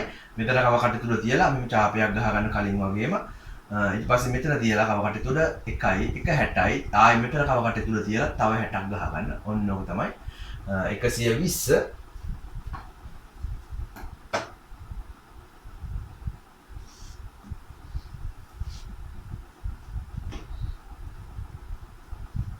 ඉතින් 60 ඒවා දෙකක් විදියට අපිට 60යි දෙකක් 120 නිර්මාණය කරන්න පුළුවන් 60 දෙකක් ඇසුරේ 90ක් කියන්නේ ලම්බකයක් කියන අදහස නේද? එතකොට අපි අදාළ පොඩ්ඩක් කඩිලා දික් කරගන්න වෙනවා. ඉතින් මෙතන තියලා මෙතන තියලා කව කටි තුල මෙහිම අර්ධ වෘත්තාකාර ඡාපයක් ගහගන්න. ඊපස්සේ මේ කැපෙන තැන් දෙක අපිට මෙතන කැපෙන තැන හොයාගන්න නිසා තමයි කඩේකින් අපි කඩේලා දික් කරේ. නම් මෙතනයි අපි දැන් තැන් දෙක ඡේද ලක්ෂ හොයාගෙන ඉතින් නම් ඡාප දෙකක් මෙහෙම ගහගන්න පුළුවන් තරම් ළඟින් ගහගන්න. ඈඩ් කරන්න යන්න එපා. ගොඩක් ඈඩ් කරාම අර ඡේද ලක්ෂ්‍ය හොයාගැනීමට සමහර අපහසුතාවයක් ඇති වෙනවා. ඒක නිසා කලින් කිව්වා වගේම මෙන්න මෙතන ඡේද ලක්ෂ්‍ය හොයාගන්න පුළුවන්. මෙතන ඡාප දෙක ගහගන්න. ඉතින් මෙතනින් ගහන දුරම අවශ්‍ය වෙන්නේ නැහැ. ඒක අඩු වැඩි කරගන්න පුළුවන් අවශ්‍ය නැහැ. ඊපස්සේ මෙතන තියලා අපි මෙතන යා කරගත්තම අපිට අංශක 90ක කෝණයක් නිර්මාණය කරගන්න පුළුවන්. බලමු අංශක 45 නිර්මාණය කරන්නේ කොහොමද කියලා. අංශක 90 දෙකට බෙදන්න ඕනේ. ඉතින් අංශක 90 නිර්මාණය කරගන්න කලින් කිව්වා වගේ අපිට අවශ්‍ය වෙනවා මෙහෙම ඡාපයක් ගහගන්න වෙනවා. ඊට පස්සේ මෙතන තියලා අපි මෙහෙම අර මෙතන තියලා ඡාපයයි මෙතන තියලා ඡාපය ගහගන්න ඕනේ. ඊට පස්සේ අපිට පුළුවන් කඩියෙන් අංශක 90 නිර්මාණය කරගන්න. ඉතින් එතන ඉඳන් අනිවාර්යෙන් අපිට අංශක 90 අඳින්න වෙනවා. ඉතින් ඔන්න මම අංශක 90 ඇඳලා. ඉතින් අංශක 90 ඇඳලා පස්සේ මේ දෙක අතර කෝණ තමයි අංශක 45. ඉතින් මේ කැපෙන තැන් දෙක බලන්න අර ඡාපයක් ගහන්න නැවත අවශ්‍ය වෙන්නේ නැහැ. මේ ඡාපෙම තියෙනවා. මෙතන තියලා ඡාපයක් ගෙවුවා. මෙතන තියලා ඡාපයක් කැපුවා. ඉතින් මෙතන ඉඳන් මෙතනයි යා කරා. මෙන්න මේ කෝණ වර්ග පහ තමයි දැනගෙන සිටිය යුතු කෝණ වර්ග පහ. ඉතින් ත්‍රිකෝණ නිර්මාණයේදී අනිවාර්ය රේඛා khණ්ඩයක් දෙනවා. රේඛා khණ්ඩයක් දුන්නා මේ පොඩි කැලි දෙකක් ගහගන්න සීමාව දාගන්න. AB ගේ ලකුණු ගන්න දිගවල් දාගන්න. හැම දත්තයක්ම ගානේ තියෙන හැම අකුරක්ම හැම ඉලක්කමක්ම නිර්මාණ ගැටලුවේ සටහන් වෙන්න ඕනේ. ඒක තමයි ලකුණු හම්බෙන්නේ. මේක දිග දාන්න අමතක වුණොත් ලකුණක් කැපෙනවා. ඉංග්‍රීසි අකුරු අමතක වුණොත් එහෙම ලකුණු කැපෙනවා ඒ වලට. ඒ නිසා ගානේ තියෙන හැම ඉංග්‍රීසි අකුරක්ම හැම ඉලක්කමක්ම තමන්ගේ නිර්මාණයේ සටහන් වෙන්න ඕනේ. ඉතින් මෙතන තියෙනවා ABC ත්‍රිකෝණය නිර්මාණය කරනකොට තියෙනවා BAC ගත්තොත් මෙතන කෝණය BAC කෝණය 30 නම් 62කට බෙදන්න තියෙන්නේ. ABC කෝණය අංශක 90 නම් 90 නිර්මාණය කරන්න තියෙන ওই දෙක හම්බෙන තැන අපිට C හොයාගන්න පුළුවන්. කෝණ වර්ග දෙකක් දුන්නොත් ඒ කෝණ වර්ග දෙක නිර්මාණය කරාම හම්බෙන තැන අපිට C කියලා හොයාගන්න පුළුවන්. ඉතින් නැත්තම් එක කෝණයක් දෙනවා. කෝණයක් දීලා ඒ කෝණයේ එතන ඉඳන් AC දිග දුන්නම AC දිග 8යි කියලා දුන්නම 8ක් කරන් ඡාපයක් ගහගන්න. මේ රේඛාවට අදාළ කෝණය නිර්මාණය කරගෙන ඒ අදාළ රේඛාවට AC අදාළ දිග දුන්නම AC 8යි කියලා 8ට ඡාපයක් ගහගන්න. අපි උදාහරණයක් බලමු මෙහෙම. අපි 30 නිර්මාණයක් කියලා මෙතන BAC අංශක 30 නම් BAC කෝණය අංශක 30 කියලා දුන්නොත් ගානේ ඉතින් මෙතන 30ක කෝණය නිර්මාණය කරන්න ඕනේ. අපි 35ක දුන්නොත් 35ක කෝණ නිර්මාණය කරන්න ඕනේ. 60කුත් 60ක් නිර්මාණය කරන්න ඕනේ. 90කුත් 90ක් කරන්න ඕනේ. 130කුත් 130ක් කරන්න ඕනේ. ඉතින් මොන කෝණ දුන්නත් කෝණ නිර්මාණය දැන් දන්න ඕනේ ඔයගොල්ලෝ. ඉතින් 30ක් බලමු. ඉතින් මෙහෙම ගෙවුව ඡාපයක් මෙතන තියලා ගෙවුවා එකක් 60යි. ඉතින් 60 දෙක බෙදන්න තියෙන්නේ. මෙතන තියලා ඡාපයක් ගෙවුවා. මෙතන තියලා ඡාප ගෙවුවා. මේක තමයි 30. ඉතින් ඊට පස්සේ අපිට දෙනවා AC 8 cm කියලා දුන්නොත් එහෙම AC 8ක් මැනගෙන කෝණ 8ක් මැන ගන්න අඩි රූලෙන් කව කට්ට අරගෙන 8ක් මැන ගන්න අඩි රූල භාවිතා කරලා 8ක් අරගෙන මෙතන දින ඡාපයක් ගහන්න 8ක දුරින් ඡාපය වදිනවා. ඒකෙන් දැන් මේ ඡාප කැපෙන තරයි මෙතන යා කරාම අපිට මෙතන C හොයාගෙන යා කරන්න පුළුවන්. එහෙම නැත්නම් අපිට දෙනවා BC 5 cm කියලා දෙනවා. BC දුන්නොත් B ගේ ඉඳන් අපි ඡාපයක් ගහන්න ඕනේ. ඉතින් ඡාප කැපෙන තැන තමයි C තියෙන්නේ. ඉතින් AC දුන්නොත් A ගේ ඉඳන් ගහන්න, BC දුන්නොත් B ගේ ඉඳන් ගහන්න. ඉතින් අදාළ දිග අනුව ඉතින් ගහන ඡාපය ගහන තැන වෙනස් වෙනවා. ඉතින් කල්පනා කරලා බලන්න AC නම් එතන AC මේ දිග වෙන්න ඕන නිසා මෙතන ඡාපය ගහන්නේ. BC නම් මෙතන යන්න ඕන නිසා මෙතන ඡාපය ගහනවා. ඉතින් ඔන්න ඔය ආකාරයෙන් තමයි ත්‍රිකෝණ නිර්මාණය කරගන්නේ. ලම්බක වර්ග දෙකක් තියෙනවා නිර්මාණය කරගන්න ඉගෙන ගන්න. ඉතින් එකක් තමයි රේඛාවක් මත ලක්ෂයක ලම්බකයක් නිර්මාණය කිරීම. අනිත් එක රේඛාවක බාහිර ලක්ෂයක ඉඳන් ලම්බකයක් නිර්මාණය කිරීම. බාහිර ලක්ෂයක ඉඳන් ලම්බකයක්. අංශක 90ක් එන විදිහට අදාළ රේඛාවට අංශක 90ක් එන. ඉතින් මේක නම් දන්නව නේද? මෙතන රේඛාව මත ලක්ෂයක නම් අංශක 90 නිර්මාණය කරන්න කලිනුත් අපි ඉගෙන ගත්තා. මෙම ඡාපයක් ගෙවුවා මෙම ඡාපයක් ගෙවුවා නේද? ඡාප ගෙවුවා. ඉතින් අර මේක සම්පූර්ණයෙන් ඡාප ගන්න පුළුවන් අවශ්‍ය නම් මම කලින් කියලා දුන්නේ සම්පූර්ණ අර්ධ වෘත්තාකාර ඡාපයක් ගහන්න පුළුවන්. නැත්නම් මෙම ඡාප දෙකක් ගහුවොත් අප්‍රමාණවත්. මෙතන තියලා මෙම ගෙවුවා, මෙතන තියලා මෙම ගෙවුවා. ඉතින් අර ලම්බක නිර්මාණය කරා. බාහිර ලක්ෂික ඉඳන් ලම්බක නිර්මාණය කරා මේ ආකාරයට. බාහිර ලක්ෂික ඉඳන් අපි ලම්බක නිර්මාණය කරා. මෙන්න මෙතන ඉඳන් අපිට මෙන්න මේ ඡාපයක් ගහන්න අවශ්‍ය වෙනවා. සම්පූර්ණයෙන් මේ ඡාපය ගහන්න පුළුවන්. නැත්නම් මෙම කෑල්ලක් මෙතන ඡාප කෑල්ල ඡේදන අවශ්‍ය වෙන විදිහට කපලා මෙතන කෑල්ල ගෙවුවත් ඇති. මෙම කෑල්ල දෙක ගෙවුවත් ඇති. නැත්නම් සම්පූර්ණයෙන් කෑල්ල ගෙවුවත් කමන්නේ. අපි සම්පූර්ණයෙන් ඡාප ගෙවුවත් කමන්නේ. ඉතින් එහෙම දිය ඡාපයක් ගෙවුව මේ ආකාරයට මෙතන තියලා ඡාපයක් ගෙවුව මෙතන තියලා ඡාපය කැපුවා යා කරා. මෙතන අංශක 90ක් අපිට එනවා. මෙතන ලම්බක නිර්මාණය වෙනවා. ඉතින් ওই ආකාර දෙක තමයි ලම්බක නිර්මාණය ආකාර දෙක. වෘත්ත වර්ග තුනක් නිර්මාණය කරන දේ එකක් තමයි පරිවෘත්තය, අනිත් එක අන්තර්වෘත්තය, අන්තිම එක බහිර්වෘත්තය. හරි? බහිර වෘත්තය කියන්නේ බාහිරව තියෙන වෘත්තය. හරි? බාහිර වේ කියන අදහස් නෙවෙයි. බාහිරව තියෙන වෘත්තය කියන අදහස. ඉතින් අපි බලමු මුලින්ම පරිවෘත්තය නිර්මාණය කරන්නේ කොහොමද? පරිවෘත්තය නිර්මාණය සඳහා අපට අවශ්‍ය වෙන්නේ ලම්බ සමච්ඡේදක. ලම්බ සමච්ඡේදක කියන්නේ මොකද්ද? රේඛාව දෙකට බෙදන්නේ. දෙකට බෙදන රේඛාව තමයි ලම්බ සමච්ඡේදක කියන්නේ. මෙතන තියලා ඡාපයක් ගහනවා. මෙතන තියලා මේ පැත්තේ මෙහෙම ඡාපය දෙකක් මෙහෙම ඡාපයයි මෙහෙම ඡාපයයි ගහනවා. ඊට පස්සේ මෙතන තියලා ඒ දුරම ඡාප දුරම වෙනස් කරන්නේ නැතුව මෙතන තියලා ඒ ඡාපය කපනවා. මේ පැත්තේ තේ ඡාපය කපනවා. ඉතින් කැපෙන තැන් දෙක යා කරාම අපිට ඉතින් මේ ආකාරයෙන් අපිට ලම්බ සමච්ඡේදය නිර්මාණය කරනවා. දෙක දෙපැත්ත සමාන වෙලා අංශක ලම්බකයි සමච්ඡේදනය වෙනවා. ඉතින් ලම්බ සමච්ඡේදය නිර්මාණය කරන්නේ ඔන්න ඔය විදිහට. මෙතන තියලා ඡාපයක් ගෙවුවා. මෙතන තියලා ඡාපය ගෙවුවා. මෙතන තියලා මේ පැත්තේ මෙහෙම ගෙවුවා. මෙතන තියලා කැපුවා. යා කරා. ඉතින් ඔන්න ඔක තමයි ලම්බ සමච්ඡේදය කියන්නේ. මතක ඇති කියලා හිතනවා. ඉතින් පරිවෘත්තය කියන්නේ මේ එළියෙන් එන වෘත්තය. එළියෙන් එන වෘත්තය නිර්මාණය කිරීමට අපට අවශ්‍ය වෙන්නේ රේඛා ත්‍රිකෝණයේ රේඛා තුනෙන් කැමැති දෙකකට ලම්බ සමච්ඡේදය නිර්මාණය කරන්න. ඉතින් හරිම ලේසි. ඉතින් මේ ආකාරයෙන් මෙතන තියලා ඡාප දෙක ගෙවුවා. එහෙම මෙතන තියලා ඡාප දෙක ගෙවුවා කැපුවා යා කරා. ඉතින් මේ රේඛාවට අදාළ ලම්බ සමච්ඡේදය මෙතන මෙහෙම තියලා ගෙවුවා. මෙහෙම තියලා ගෙවුවා. මෙතන තියලා කැපුවා යා කරා. මෙන්න මෙතන කැපෙන තැන තමයි කේන්දරය වෙන්නේ. ඉතින් මෙතන ඉඳන් දුර කැමැති දුරක් ගන්න. එක ශීර්ෂයකට කැමති දුරක් අරගෙන මේක අපිට පරිවෘත්තය නිර්මාණය කරගන්න පුළුවන්. අන්තර්වෘත්තය කියන්නේ අතුරුන වෘත්තය නිර්මාණය කිරීම. ඉතින් අතුරු වෘත්තයේදී අපට අවශ්‍ය වෙන්නේ කෝණ සමච්ඡේදක. මේකට අවශ්‍ය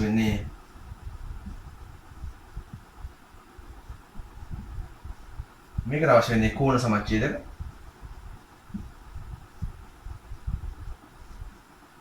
ඉතින් කෝණ සමච්ඡේදය නිර්මාණය කරන්න කැමති කෝණ තුනෙන් කැමති දෙයකට කෝණ සමච්ඡේදය නිර්මාණය කරන්න.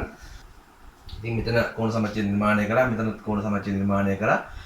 කෝණ සමච්ඡේදකයේ හම්බෙන පැන කේන්ද්‍ර වෙනවා. හැබැයි කේන්ද්‍රය ඉඳන් අපිට මෙතන ස්පර්ශක වෙලා යන්න ඕන නිසා අපිට මෙතන ස්පර්ශ ලක්ෂ්‍ය හොයාගන්න අපිට මෙතන ලම්බකයක් අවශ්‍ය වෙනවා. ලම්බකය අඳින්නේ අර බාහිර ලක්ෂ්‍යයක ඉඳන් අඳින ලම්බක ආකාරය. රේඛාවට බාහිර ලක්ෂ්‍යයක ඉඳන් ලම්බයක් මෙන්න විදිය මෙහෙම තියලා ඡාපයක් ගහගන්න මෙන්න මෙහෙම. මෙතන තියලා මෙහෙම අපිට ඡාප දෙක ගහගෙන යා ගන්න පුළුවන්.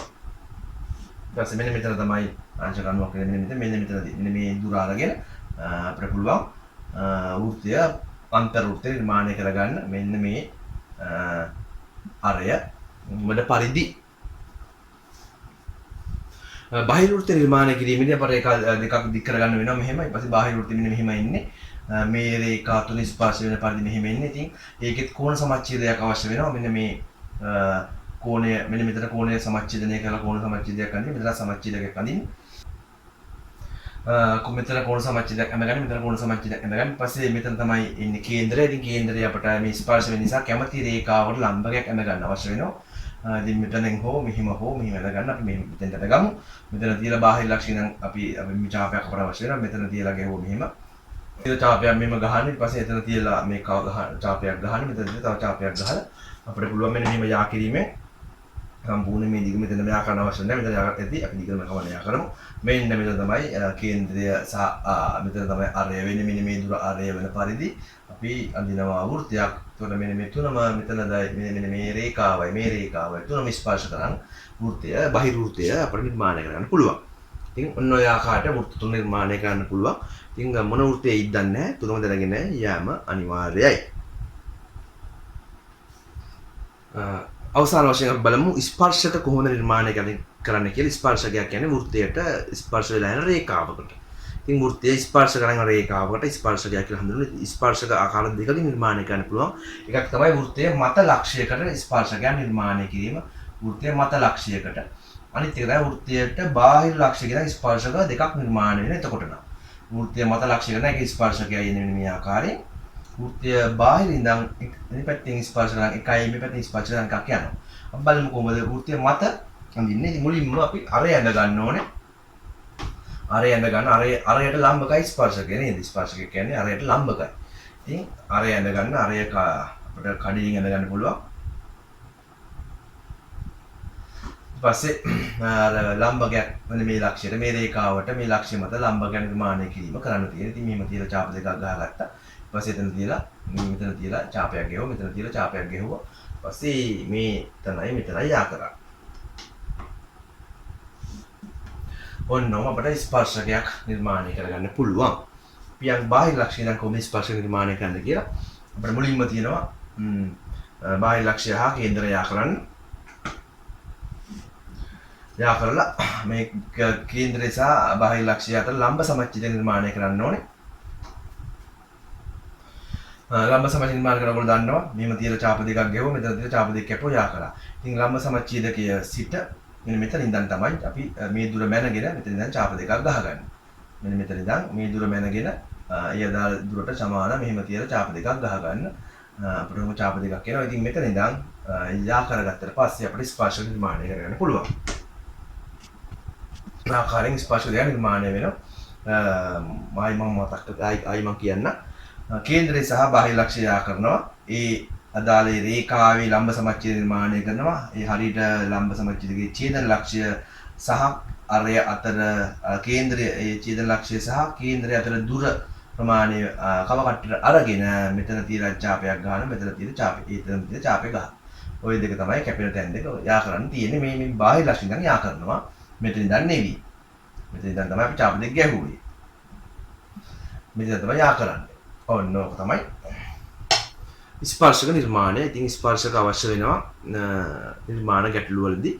සමහර වෙලාවට වෘත්ත නිර්මාණයක් ඇවිල්ලා නේද? ත්‍රිකෝණ නිර්මාණය කළා, වෘත්තයක් නිර්මාණය කළා. ඒක වෘත්තයකට ස්පර්ශක නිර්මාණය කරන්න වෙනවා.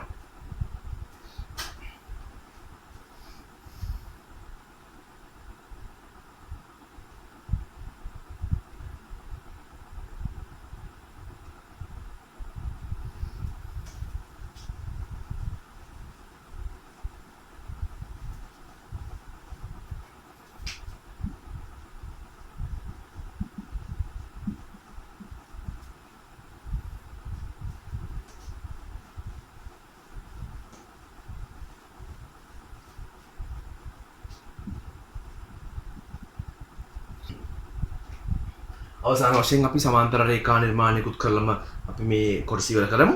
සමාන්තර රේඛා නිර්මාණයක් අපිට එන්න පුළුවන්. ත්‍රිකෝණය නිර්මාණය කරලා පස්සේ අපිට දෙනවා තව මේක රේඛාවකට සමාන්තර රේඛාව නිර්මාණය කරන්න කියනවා. දැන් උදාහරණයක් ගත්තම BC රේඛාවට A හරහා සමාන්තර රේඛාව නිර්මාණය කරන්න කියනවා. නැත්නම් AB රේඛාවට C හරහා ඔහොම යන්න. නැත්නම් AC රේඛාවට සමාන්තරව B හරහා මෙහෙම යන්න. ඉතින් කැමති විදිහට දෙන්න පුළුවන්. අපි උදාහරණයක් බලමු. BC රේඛාවට A හරහා සමාන්තර රේඛාව මෙහෙම අඳින්න ඕනේ. ඉතින් ඔයගොල්ලෝ දන්නවා මේ රේඛාව ඇඳලා පස්සේ මේ විසිට අකුරක් ඇති වෙනව නේද? ඒකාන්තර කෝණ සමානයි. ඉතින් අපිට මෙතන කෝණය මෙතන පිටපත් කරගත්තම මෙතන කෝණය මෙතනට එන්න ඕනේ. විසිට අකුර හැඩේ මේ පැත්තෙන් ගන්න පුළුවන් අවශ්‍ය නම් මොන පැත්තෙන් ගත්තත් ඉතින් අකුර අපිට නිර්මාණය වෙනවා. ඉතින් කැමති පැත්තකින් කෝණයක් පිටපත් කරගන්න තියෙන්නේ. මේ කෝණය මෙතන පිටපත් කරගත්තා නම් හරි. ඉතින් කෝණය පිටපත් කරගන්න මෙතන තියලා චාපයක් ගහන්න. ඒ දුරම අරගෙන මෙතන තියලා ඉම චාපය ගහන්න. මෙතන තියලා චාපය ගහුවා. මෙතන තියලා චාපය ගහුවා. ඉතින් මෙන්න මේ ප්‍රමාණය මැනගන්න කෝණේ ප්‍රමාණය මෙතන කව කට්ටි තුල මෙතන පැන්සල් තුල මෙතන තියලා කෝණේ ප්‍රමාණය මැනගෙන මෙතන ඉඳන් ඒ අදාළ ප්‍රමාණය ලකුණු කරගන්න. ඊට පස්සේ අපිට මේක යා කරාම සමාන්තර රේඛාවන් නිර්මාණය වෙනවා. පස්සේ මේ සම්පූර්ණ මෙතනයි දිගට යා කරාම සමාන්තර රේඛාව නිර්මාණය කරගන්න පුළුවන්. ඉතින් ඔන්නක තමයි එක එක් පැති වලට කරලා උත්සාහ කරලා බලන්න. හොඳයි. ඔන්න එහෙනම් නිර්මාණ ගැටලුවට අවශ්‍ය වෙන ගොඩාක් කරුණු කාරණා කියලා දුන්නා. ඉතින් ඔන්න ගණිත ගැටලු 5කට අදාළ කරුණු මෙන්න මේ වීඩියෝ එකේ තියෙනවා. ඉතින් හොඳට බලලා විභාගෙට කලින් දවසෙත් රෑ මේක බලලා ගියොත් හොඳයි. ඉතින් විශේෂ කරුණු කාරණා අත්‍යවශ්‍ය කරුණු කාරණා ටික තියෙනවා. ඉතින් ඒ ටික බලලා මේ ගණන් 5 අනිවාර්යෙන් ගොඩ දාගන්න ඔයගොල්ලන්ට පුළුවන්. ඉතින් විභාගෙට සුබවතනම හැමෝටම ඉතින් මහන්සියෙන් වැඩ කරලා ජය ගන්න ලැබෙන්න කියලා හොඳ ප්‍රතිඵලයක් ගන්න ලැබෙන්න කියලා හැමෝටම ප්‍රාර්ථනා කරනවා. එහෙනම් ඔයාලා හැමෝටම සුබ දවසක්.